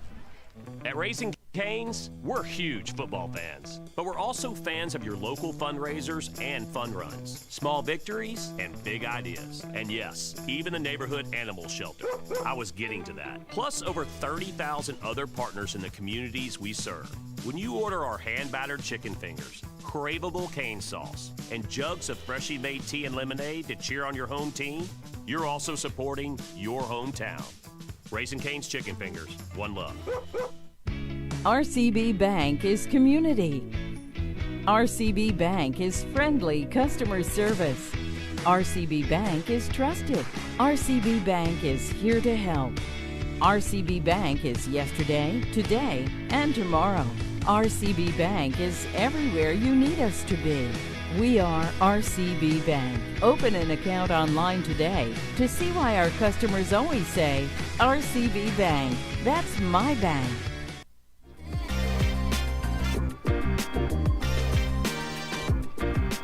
Welcome back to Ridgerunner Field. Mustangs are going to put 3 on the board. That's the plan anyway. Ben Hogue to kick this one. Uriah hooks the holder. Looks good. Yep. And it's good. We'll take the points. While we're in the transition here, let's play that video from last Friday night. Let her rip. Yeah, let it go. Yep. Might be the call of the season. Here you go. Get your breath ready, Brent. All right. Oh, that's actually on the ball is at the 25. The video from last weekend. Ball down. Kick is on the way. Expire. It's up. And it's good! 42-yard field goal. Wow! And the crowd goes crazy. No, they actually, I missed this part, but Noble told me they don't. Mustangs are going crazy right now. Oh, my While gosh. Sky Duke was lying, because Sky Duke really planned on coming in and taking care of business. Man, people were listening. They probably that was a really tough loss. I got to tell you, the game when A.J. Street Streeter was was a receiver at oh Claremore was a really fun game to call. Mustangs went on the road. Score up there. You guys might have been in Ben middle school. Hogue has got ice in his veins. Hey, what and won that one. There was a game at home against Miami a couple of years ago. But, man, that game last Friday night, Todd Brock and I believe 6 years of doing this, that was a fun game. See, they're wanting to go over to that right side because we're so overloaded. Ben, oh, my gosh. tried to just trip him up. Maddox has a chance to maybe knock him out of bounds. Yeah. Yep. Was celebrating a little too soon. Knocked him out of bounds at the 15-yard line. Looks like number 9, Briggs Frink, on the return there.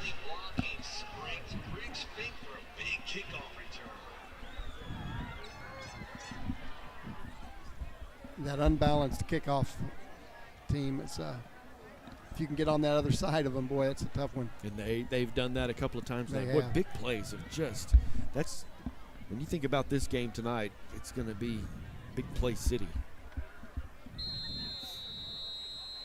See, our defensive coordinator is going to get the kicking tee. I thought maybe he's just going to help. Coach Gilmore, new to the Mustang staff.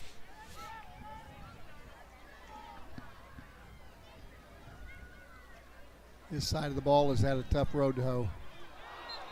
That's his second drop of the night. Mustangs will catch a break there with an incomplete pass.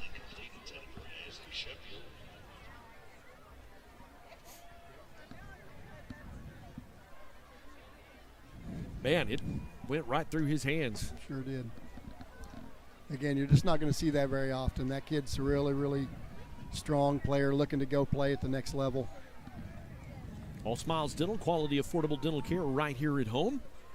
Neely Insurance Financial Service, serving your financial insurance needs since 1951. Little tunnel screen. Number 7, we've called his name a lot tonight. Will just literally muscle his way into the end zone. Brady Rutherford.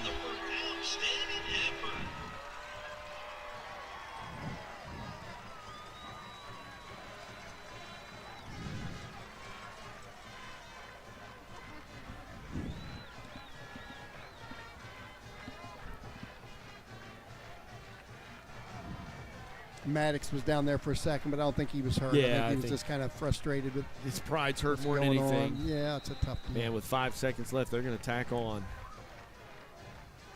Boy, a good return just really set them up there. Yeah. Now I did a few 8-man teams or games there where there was 70 points, but I don't think I've ever seen a game where it's halftime at 70 points. I'm not real sure I've ever seen that before. I didn't see this coming. No, I didn't either. I did not see this coming. They have just cracked the code on stopping our passing game, and Mustangs just with, we'll get some stats from Johnny Diramo, but some big turnovers. The first 3 quarters of the first quarter were pretty exciting football game. And once the Mustangs got a couple of scores behind, it just snowballed in a hurry. Snowballed on you. In a hurry.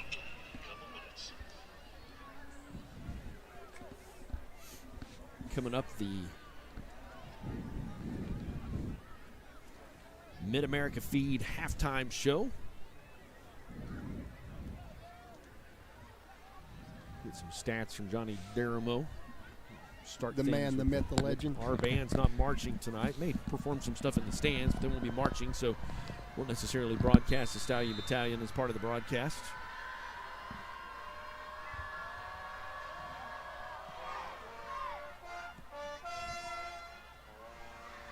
Good job on Maddox just getting that ball. He had to go Looking a long way. for a seam, yeah. Out to the 25-yard line as the time will expire. American Bus Sales is. I'm going to say this, Todd. Last weekend at the Skytook game, Kendra Adkins came up to the booth and she helped us with the broadcast for a couple of series, and that went a lot better. It did. And Maxon is up here. It's not gone so well. I might not be our lucky charm. I might have to stay on the camera. Well, Maxon, we'll talk to you a little bit in halftime, but your thoughts on the first half of football. A lot of mistakes that we could have saved there. Todd, what you got? When you are already outmanned, when you give up 5 turnovers, you're just setting yourself up for a really, really tough night. That it has been. Well, the Mustangs had their moments, and it has been the night of big plays. Grove's impressive. Their passing game has been really impressive. One thing I'm interested in once Johnny gets our stats to us is the time of possession. I bet you we've had the ball longer than they have. That's possible. Yeah, because they're scoring on 2 and 3 plays. Yeah, I mean on big plays, and they've scored 3 touchdowns or 2 touchdowns on turnovers. Yeah. So that'll be an interesting stat. Grayson, what are your thoughts on the first half?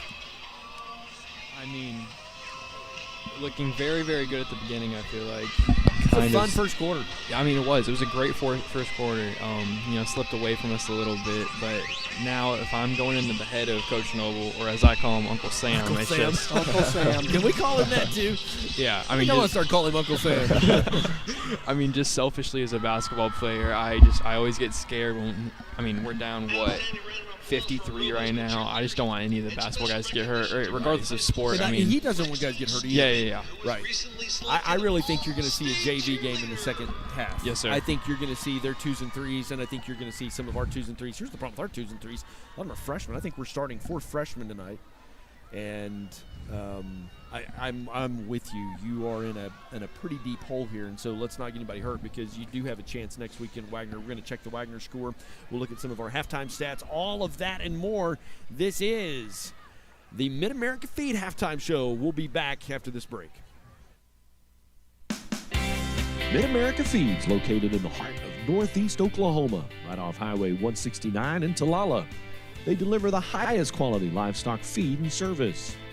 Mid-America Feed supplies over 30 feed dealers across Oklahoma, Kansas, and Missouri.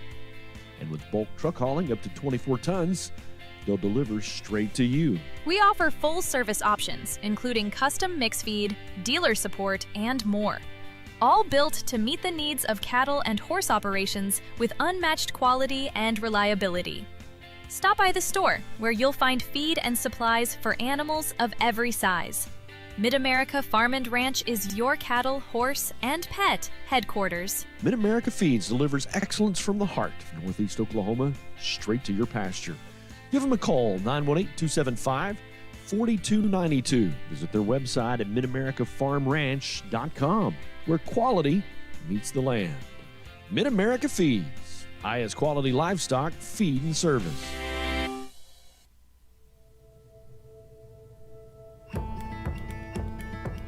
I believe in the future of agriculture. Those timeless words are the foundation of the FFA. At Oologah FFA, we are more than just an ag program. We're a place to grow as leaders, as students, and as friends. A big misconception is that you need to show animals or live on a farm to be an FFA, when that's not true at all. Oologah FFA has something for everyone, and the experiences here open doors to scholarships, careers, and lifelong connections. FFA offers so many competitive opportunities, from speeches to agri-science projects, proficiency awards, and CDE teams. These build confidence, showcase talents, and build real-world skills. Last year, Oologah FFA brought home 18 state championships, proof of what's possible when students are supported to succeed. Some of the best parts about FFA are leadership camps and conventions. They give us opportunities to meet new people, grow as leaders, and make memories that last a lifetime. And now, 10th through 12th graders can even study abroad through our new international program, a rare opportunity most students never get, but we receive here at Oologah. Our monthly chapter meetings are more than business. They're a chance to connect, share a meal, and get involved with fun activities or community service. It's where leadership, service, and friendship all come together. Hands-on learning is at the heart of agricultural education. Whether it's welding in the shop, planting in the greenhouse, studying animal science, or building leadership skills, these aren't just lessons for a grade, they're lessons for life. What you gain through FFA is invaluable, from career skills to public speaking, to scholarships to lifelong friends. The impact is real. The expectations are high, but the rewards are greater. We believe in the future. In the future. In the future. In the future of agriculture. In the future of agriculture. At Oologah FFA. At Oologah FFA. At Oologah FFA. We believe in the future of agriculture at Oologah FFA.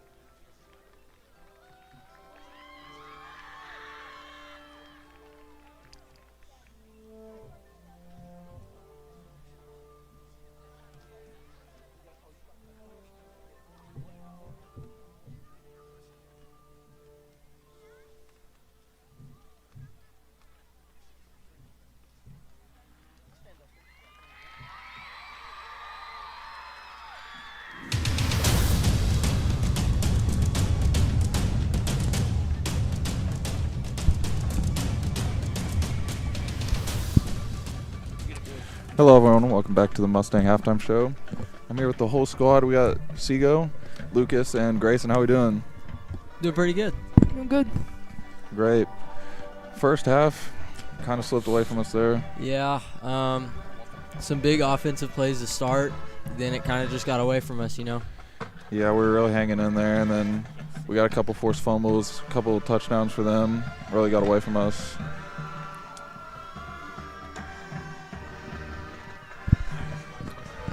Start of the game was pretty good. I think our biggest takeaway for this first half is that we just need to go into next week healthy with our first strings. Yeah, we don't want to repeat a Fort Gibson. That was game changer. That was pretty brutal. Especially Micah Chang on that line. Yes. Spiral fracture in the fibia, out for I think 8 weeks. Some of the seniors that you really need in there.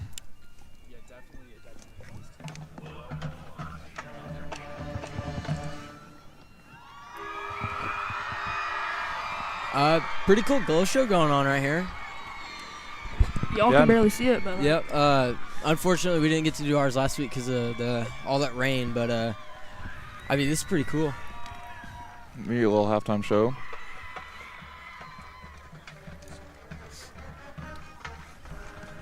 It's cold, boys. Yeah, it's got a little bit of a hot chocolate delivery here. There's no wind though, I think Grayson's mic is not on. There's no wind though, so that's our only saving grace right now. Is there's absolutely no wind at all, so it's not insanely cold, but it's cold. It's real cold. That wind is a huge factor in the cold game. Like, it can make a huge difference. What do you think, Seago? Yeah, basically that wind, very cold factor. Luckily, there's no wind at all. Yep. It is dark in here, y'all. It is dark in this stadium right now. Yes, it is. Yeah, I think we might be glowing up the whole away side with all of our gear here. Yeah, all our glowy screens and stuff. We're just lighting up these stands right here. Yep. Our own little light show. Yep. Yeah, we're making our own light show here. Ooh, that's good.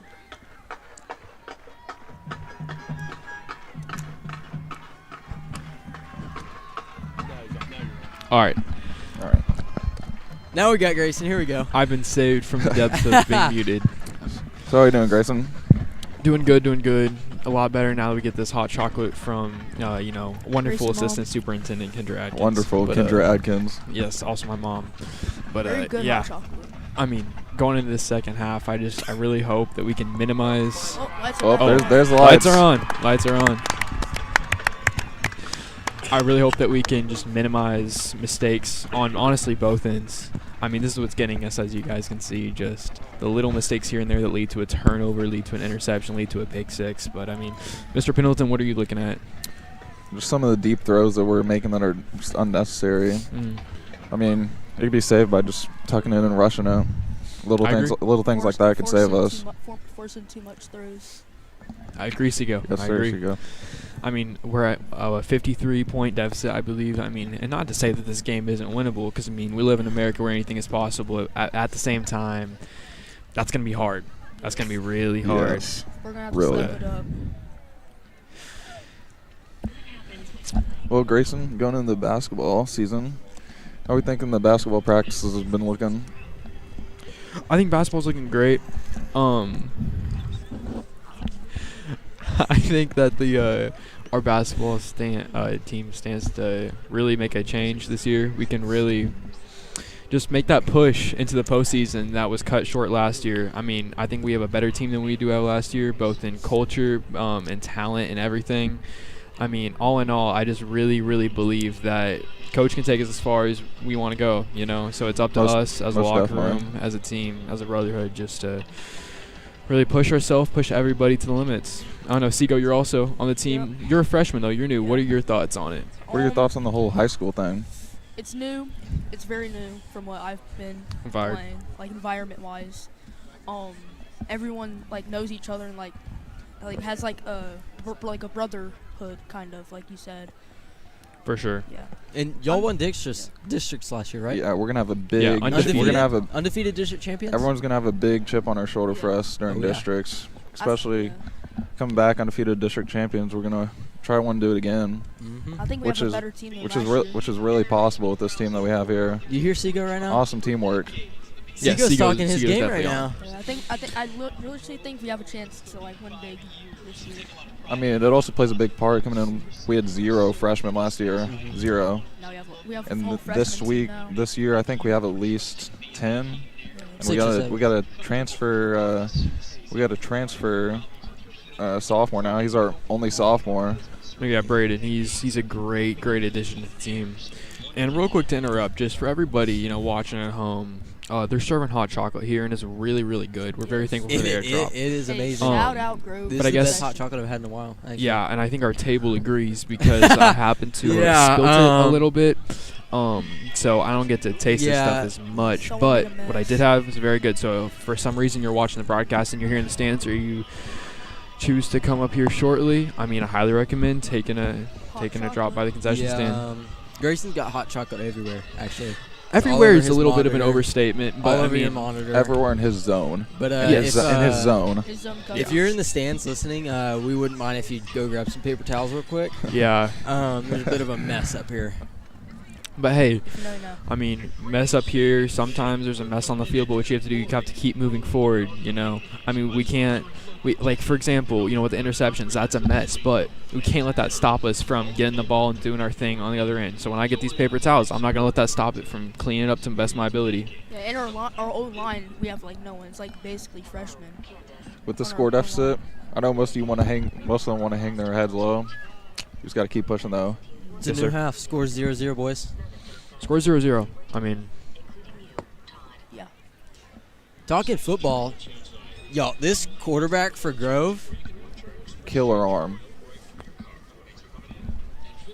All right, guys, I appreciate you joining us. We are going to take a short break, and we will join you in a minute. This has been the Mustang Halftime Show. American Bus Sales is celebrating 20 years of service, and we couldn't have done it without you. Founded in 2004, just outside of Tulsa, Oklahoma, we've grown into one of the most trusted names in the bus sales and rental industry across North America.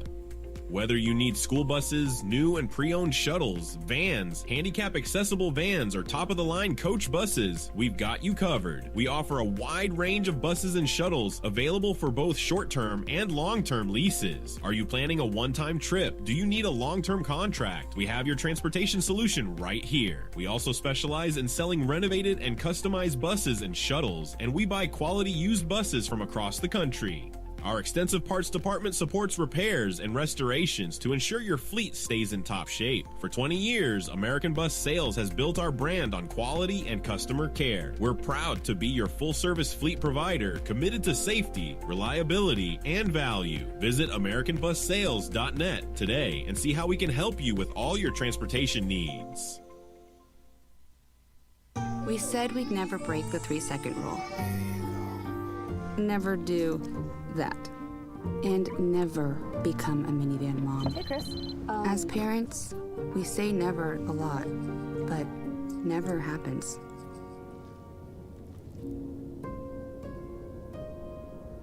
So when you say you'd never leave your child in a hot car, know it can happen.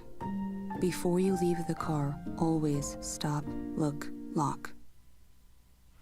A water faucet with clean water, a reliable car on a busy day, a faithful dog, and reliable insurance. They're there when you need them. Coach Jason Brown and Chalkline Insurance is your local insurance agent. After 20 years in coaching, Jason is using that work ethic to take care of you and your family. Chalkline Insurance is locally owned by a name you know and backed by an agency with more than 30 years of experience. If you own it, we can insure it. For all your commercial, home, rental, auto, and recreational insurance needs, give Coach Brown a call at 918-789-3848. Chalkline Insurance, your local insurance agent in Oologah, where character creates connection. What does family look like? It's time spent and memories made. It's loving someone through their ups and downs. To us, it looks a whole lot like you. Armstrong Bank. Strength runs in our family. Since 1951, Neely Insurance and Financial Services has been a trusted name in Claremore. Located at 965 West Will Rogers Boulevard, we are a third-generation family business built on a foundation of trust and dedication. With over 70 years of experience, we've seen the industry evolve, and we're here to help you navigate it every step of the way. At Neely Agency, customer service is our #1 priority. We offer personalized assistance for all your insurance needs. Whether it's home, auto, farm, or boat insurance, we've got you covered. Need coverage for your flood or recreational vehicle? We handle that too, protecting both your family and business. But we're not just about insurance. We also offer a wide variety of financial services to help you plan for a secure future, including investment products, financial planning, employee benefits, and more. Stop by or call Neely Insurance and Financial Services today, where experience meets trust. Visit us at 965 West Will Rogers Boulevard in Claremore, or check us out online at neelyagency.com.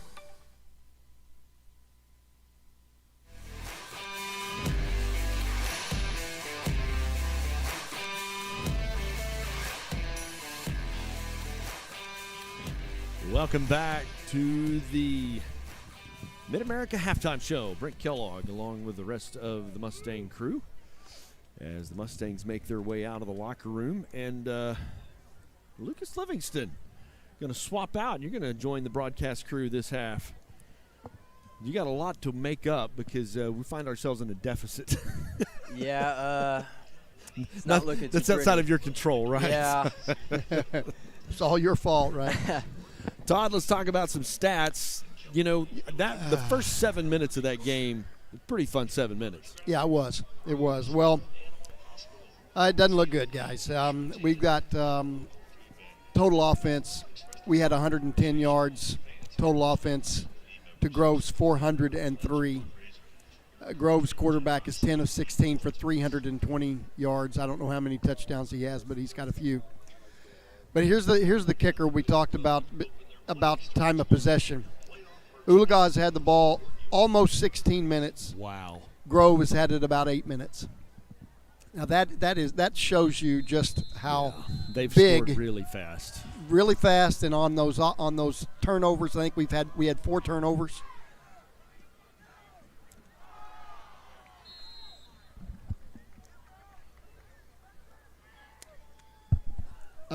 Brock Lustig was 2 of 5 for just 20 yards. We had that long run by Aiden, had that touchdown run of about, I think it was around 40, 50 yards. So beyond that, then we've only got about 60 yards offense other than that one play. That's it's kind of disheartening. Grove came ready to play ball tonight, boys. Well, they did. They're a good team. They're a good team. I mean, they're ranked in top 5 in the state of Oklahoma for a reason. Brock got Uriah Hooks across the left side, gain of 7, maybe 8. It's a good quick Mustangs, pass. Yeah, we'll start the second half kind of with a little bit of life in the offense. Our passing game, like Grove has just dialed up our number. And again, we've taken some more deep shots tonight than what's kind of been typical as Brock has kind of grown. I mean, he was the Fox 23 Player of the Week.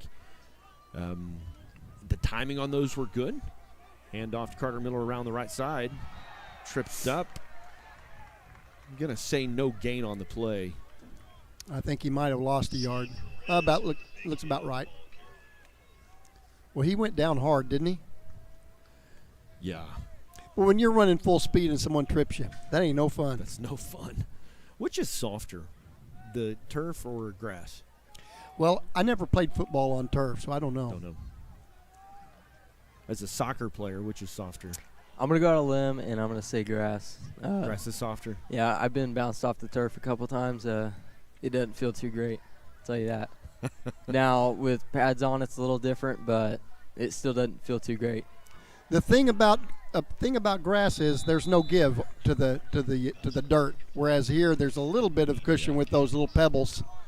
Of course, it depends on what kind of field you're on too. Some of those fields are really thick, and some of them are really, really thin, feel like concrete. So, I guess it all depends on the field. Man, you can get beat up on this turf. I mean, Well, and those huge floor burns. Yeah, that's what I was getting ready to say. The strawberries are Carpet terrible. burn, yeah. Lucas is a cross-country runner. He's finished up that season, playing soccer now, getting ready for spring. Mustangs will punt this one away. He's going to bounce, roll across midfield, down the sideline, take a good Mustang bounce to about the 30-yard line. So really good opportunity there for Tucker to flip the field. He's kind of got a little bit of a gimp in his leg. Believe, Todd, we're just going to see a running clock in the second half. Something coaches agree upon. And yes. It's been a You tough probably second quarter. You probably won't see very many flags either, unless it's just an I obvious agree, one that really, messes the play up. American Bus provides transportation needs from 9 to 90 in Advanced Orthopedics of Oklahoma, trusted for their experience, chosen for their care. Lucas has been our sideline guy. What kind of experience has that been, Lucas?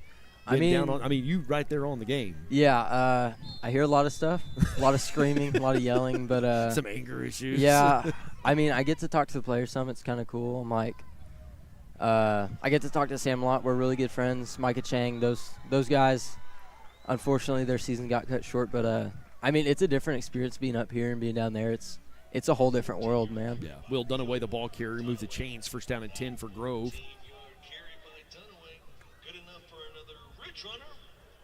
I think you'll see a lot of 2s and 3s on both sides of the ball. I notice Baylor Hall in the lineup for the Mustangs. River Stovall there, quarterback. High snap, end around. And a hit. Is that Ben Hogue? Yeah, it was. Going to be a holding There's a penalty. flag. It's right at a holding area, and that was them pretty obvious.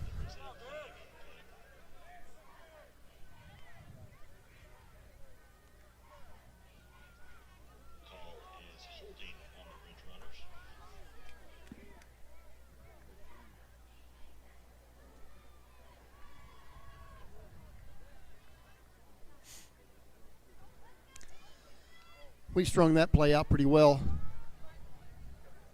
Got a score update here. Looks like Fort Gibson's up 24-14. Okay. Might be the best game in Oklahoma football tonight. It may very well be. I can't see the timing of the in the third quarter, but screen out to the left side, I believe Drayden Hendricks. Appreciate him confirming my call. Good eye. I couldn't tell who that was over there. So far away. Where was it? Catoosa, where we felt like their PA announcer was part of the broadcast crew. That was kind of neat. We are actually we're on the it's just easier for us to be with our folks. Primarily some of our technology won't reach as far. We're on the visiting side, literally set up in the stands. Handoff, he'll just go up the middle for Grove. Be a third and about 11, looks like. I believe that was Sam Perez on the carry. And third down and 11 coming up for this Mustang defense. Bunch of freshmen and sophomore playing here for the Ridgerunners tonight.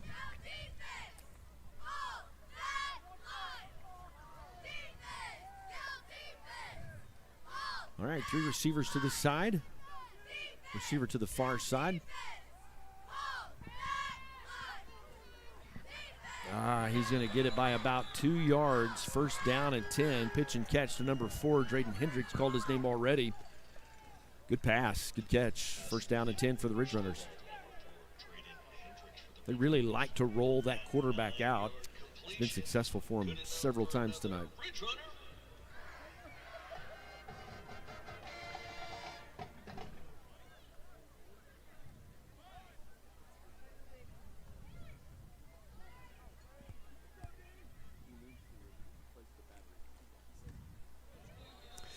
If Fort Gibson beats Cushing, there'll be a 3-way tie for first place as far as wins and losses go. Wow. Grove beat Fort Gibson. Cushing beat Grove. Fort Gibson beats Cushing. Makes it pretty convoluted up there at the top.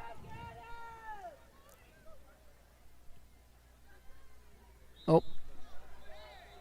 A false start there.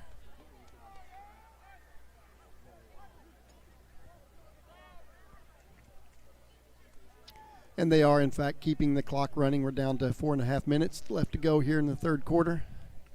Ridgerunners up 70-17.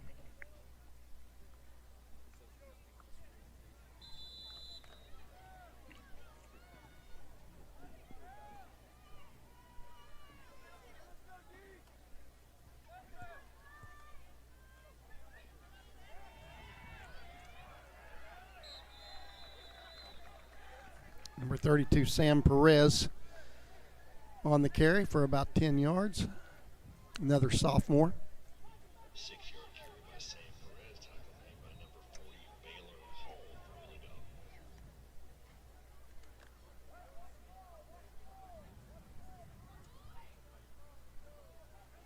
Another third down at about 6. Kind of a quick pitch and catch. Ben Hogue in coverage. Fourth down. I anticipate them going for it. Yeah, that was good coverage. Yeah. Right there, got that hand around on the right side. Looks like they're going to punt it, Brent. Try to pin us in. Pacey Smith is their punter. Again, Grove has a very robust. Grove was 5A football for a couple of cycles, too. They're back down in 4.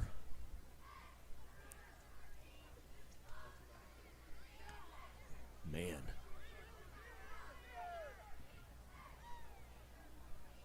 That's going to take a Ridgerunner bounce.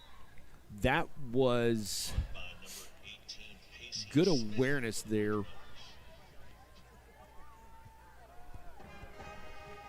Cushing just scored a touchdown there, back to within 3, 24-21. Was that? Who was that? They almost had him, but he pulled up. I believe it was Tucker. I believe it was Tucker Rogers, number 32. Okay, but just, I mean, he pulled up. They were almost there. Yeah, because if you hit him, yeah, they get the ball. Right, right.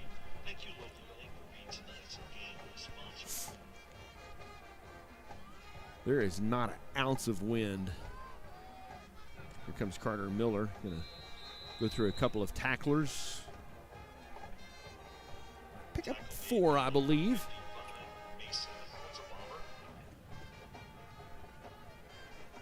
Ball spotted at the 19-yard line. The Mustangs move right to left on YouTube.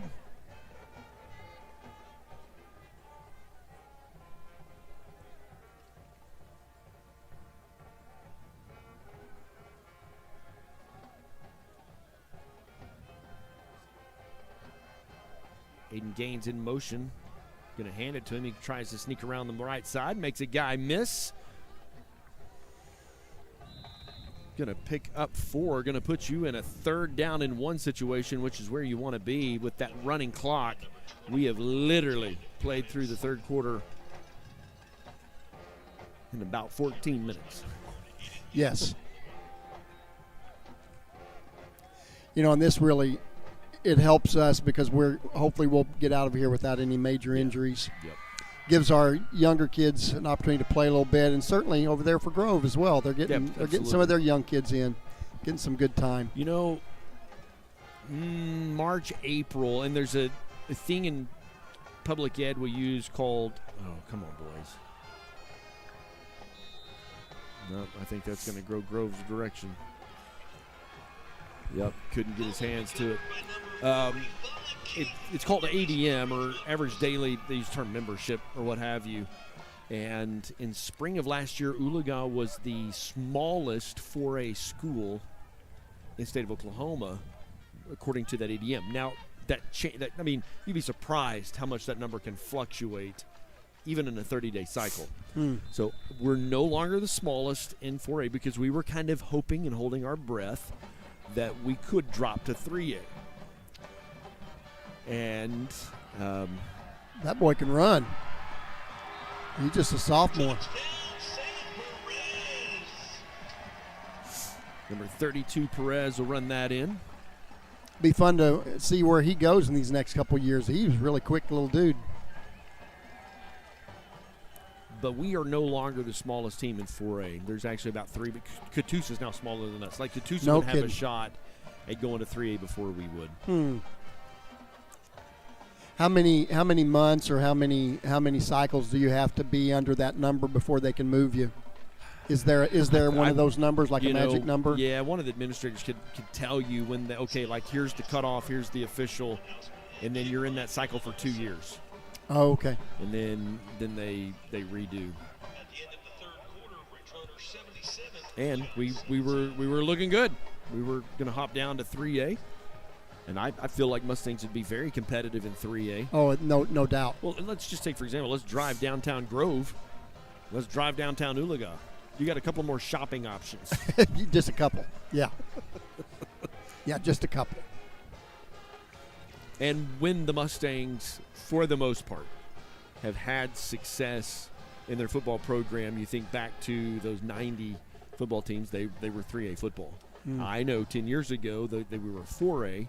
Brandon Craig had those teams hopping. Broughton Martin, Braden Despain, Ty Dixon, those guys. Those were pretty special years. Broughton Martin went on and played D1 football, played a lot of snaps as a freshman. You get a D1 football player in 4A, that's going to make a difference. Right. But a lot of Oologah's success down through the years has been found in 3A football. Part of, I think, what hurts, if you will, if you think of it in those terms, Oologah is how wide and how big our school district is. I mean, you can almost get to Claremore and still be in Oologah district. You can almost be to Collinsville and still be in our district, and you can almost be to Nowata and be in our district, and then you're right there by Caney Valley and be in our district. We drive 1,500 bus miles a day. That blows my mind. Mr. DeVilbiss on the return. Yeah, if you think about the number, the population of Oologah. My wife was asking me that this morning when we were driving. She said, "How many people are in Oologah?" And I really don't have any idea. Down in the town. Yeah, there's not very much for the town. The town has a pretty small footprint. The school district, however, has a really big footprint. Really we are large. a consolidated district. I mean, the name is Oologah-Talala. Mm-hmm. And they brought Talala on board. This is our 60th year of playing football, by the way. Talked about that earlier on in the season. I believe 65 was the... Nice block. Yeah, it was. Aiden will step out of bounds after a 14-yard gain. First down and 10. Lucas Livingston, you like it? I love it, man. He's a special player. He is. Yeah, he is a ranked player in the state of Oklahoma. 2 weeks ago was Bill Nye Player of the Week past week. Will he be back with us next year, you think? We hope. Hope you so. know, we live in a free market. Yeah, and, it's crazy to even think about that. Certainly have a choice. But coming into tonight, 39 catches, 527 yards. He's got quite a few rushing yards as well. He does. Just like here. Yeah, certainly a special teams guy for sure. Man, he just falls forward, picks up 8 yards. Actually, they're going to say give him 9, so that's second down and 1 situation coming up. Nope, they backed him up a little bit, so a gain of 8. So second down and 2 coming up for the Mustangs.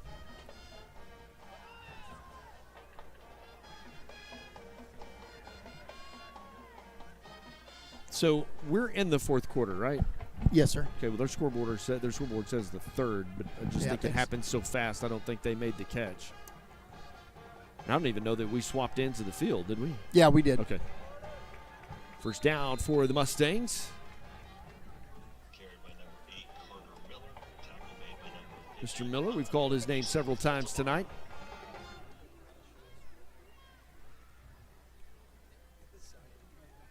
Should be a first down, boys. There we go. Chain gang's a little slow today. Head linesman turned around and said, "Where are you guys at?" Hand off to Carter. Not a lot there. He'll gain a yard from forward momentum. Aiden was actually the quarterback that handed him the ball.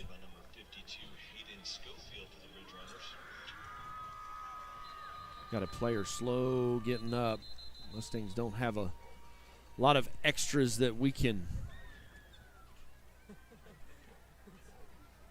spare on our depth chart.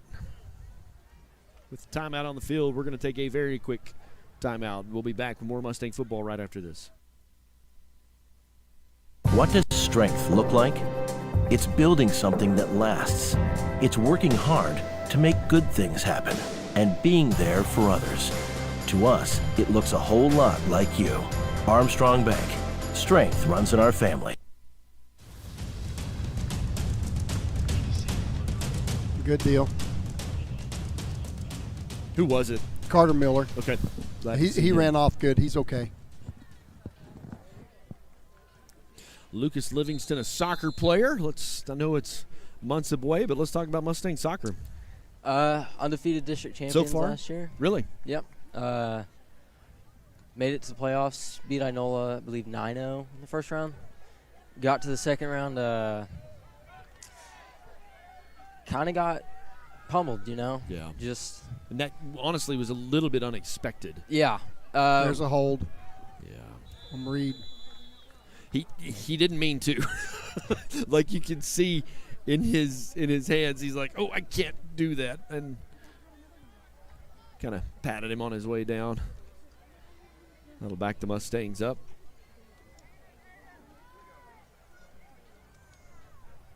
So is most of that roster back? Mostly, we lost some midfield, but other than that, the defensive line we only lost one. Okay. We run a 4-back line. We only lost one because he was a foreign exchange student. Oh, that's right. Philip And he was pretty Striberney. good too. He was really good. Yeah. He was my center back brother. Where was he from? He was from the Czech. Okay. He was pretty funny too. And Grove showing him blitz. It's been that night. I believe Lane Oliver fell on it. Yeah, he did. Coming in under 8 minutes now.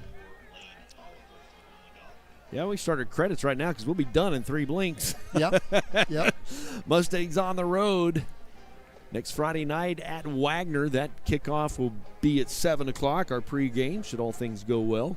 I will admit, sometimes we have a hard time getting signal out of Wagner where their stadium's at for some reason, but all things work well. We should be broadcasting on YouTube by 6:30, and that is, just consider that a playoff game. Oh, yeah, it will be. That's what it is. Yeah, because it looks like Wagner's going to win tonight. Yep, so you're going to have to beat Wagner head-to-head. They're not even using a play clock, are they? Aiden going to air that out to Reed. Ooh. Cushing looks like just went up, just scored a touchdown. That's going to put them up 27-24, still in the third quarter, looks like. That's a barn burner down there, Fort Gibson.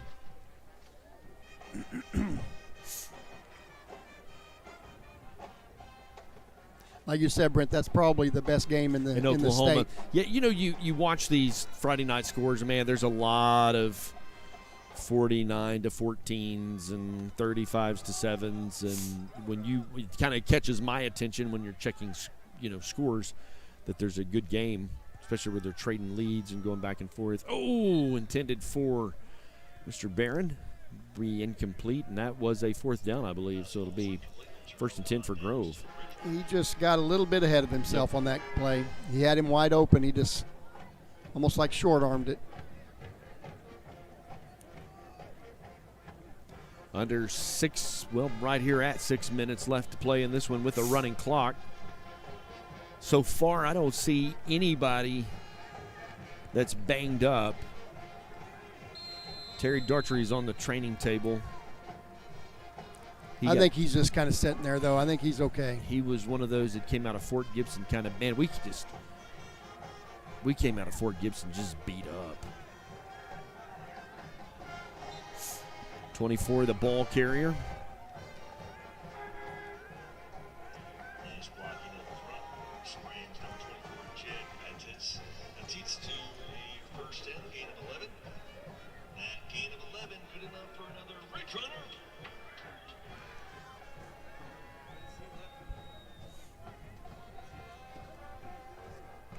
All right. Low snap, handoff to Jed again.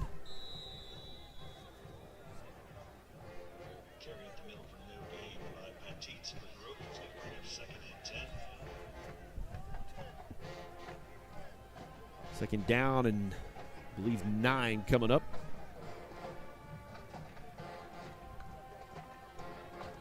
All right, Lucas, you're on the call. You got this one.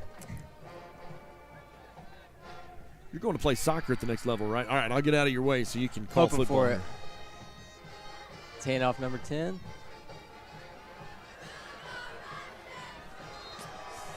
He's going to get, man, that's what's been hurting us all night. Yeah. Those plays right there. And they get loose in the secondary, and they're so fast. Who's wearing 50? Is that Caden Evers? I'm pretty he's sure 10 it and is. 50, isn't Yeah, he? he is. He is. Yeah, I think he's had 50 on. One of the young fellas we were trying to find a while ago was number 60. I don't know who that is. Maybe we'll be able to find out before the next game. No gain on the play. Jed Padditz, the ball carrier.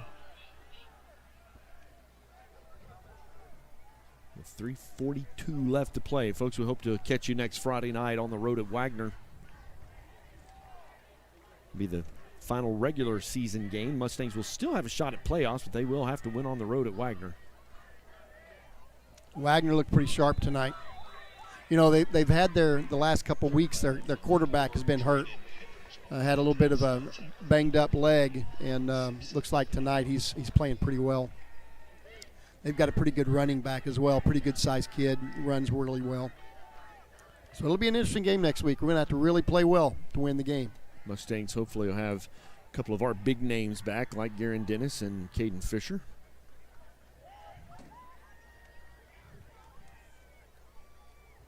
Cushing on top, 28-24 in the fourth.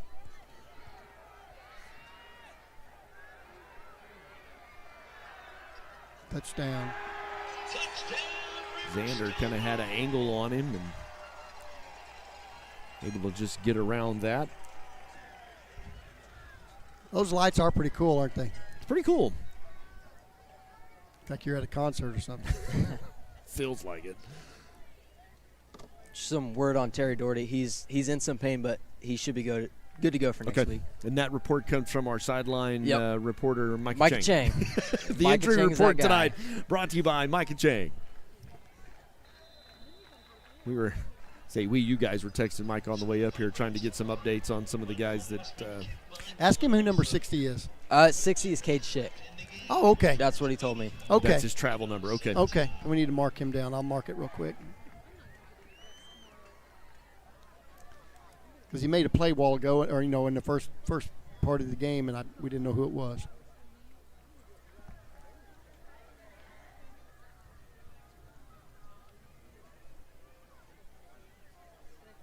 So clock runs even between possessions. Yeah. Okay.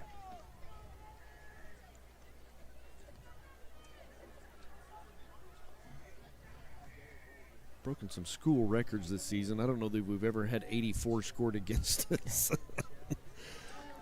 That's one of those records you really don't want to have. That's not the one you want.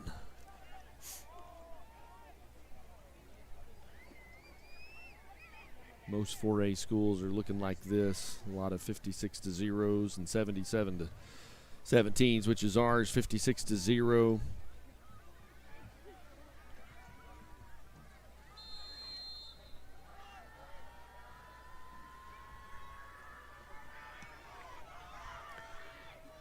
I wonder how much of the free agency in high school has hurt the smaller schools. Because when you get a good player, if you're close to where they could go to some other, go to a bigger school, in their mom and dad's minds and in their minds, they think, well, if they can go to a bigger school, they're going to get seen more and opportunities. And it's really a sad deal because it really does hurt the smaller schools. And you could say the same thing for college as well. Sure. Yeah, high school sports as we know it it's already feeling different. Yeah. 4 or 5 years from now, parity won't be a thing.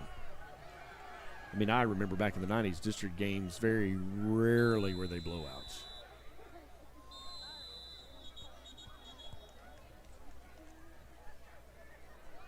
Is that going to be are they going to call the game? There's illegal substitution. I think they're just going to call the game. Sam's asking this official, what are we going to do? Because technically it can't end on a defensive play. Correct. Or defensive. I guess they're saying it doesn't matter now because we were doing the clock. Ladies and gentlemen, do our best to bring you the sights, sounds, and the experience of Friday Night Football for the entirety of the Mustang broadcast crew. We will see you on the road in Wagner next Friday night. So long, everybody.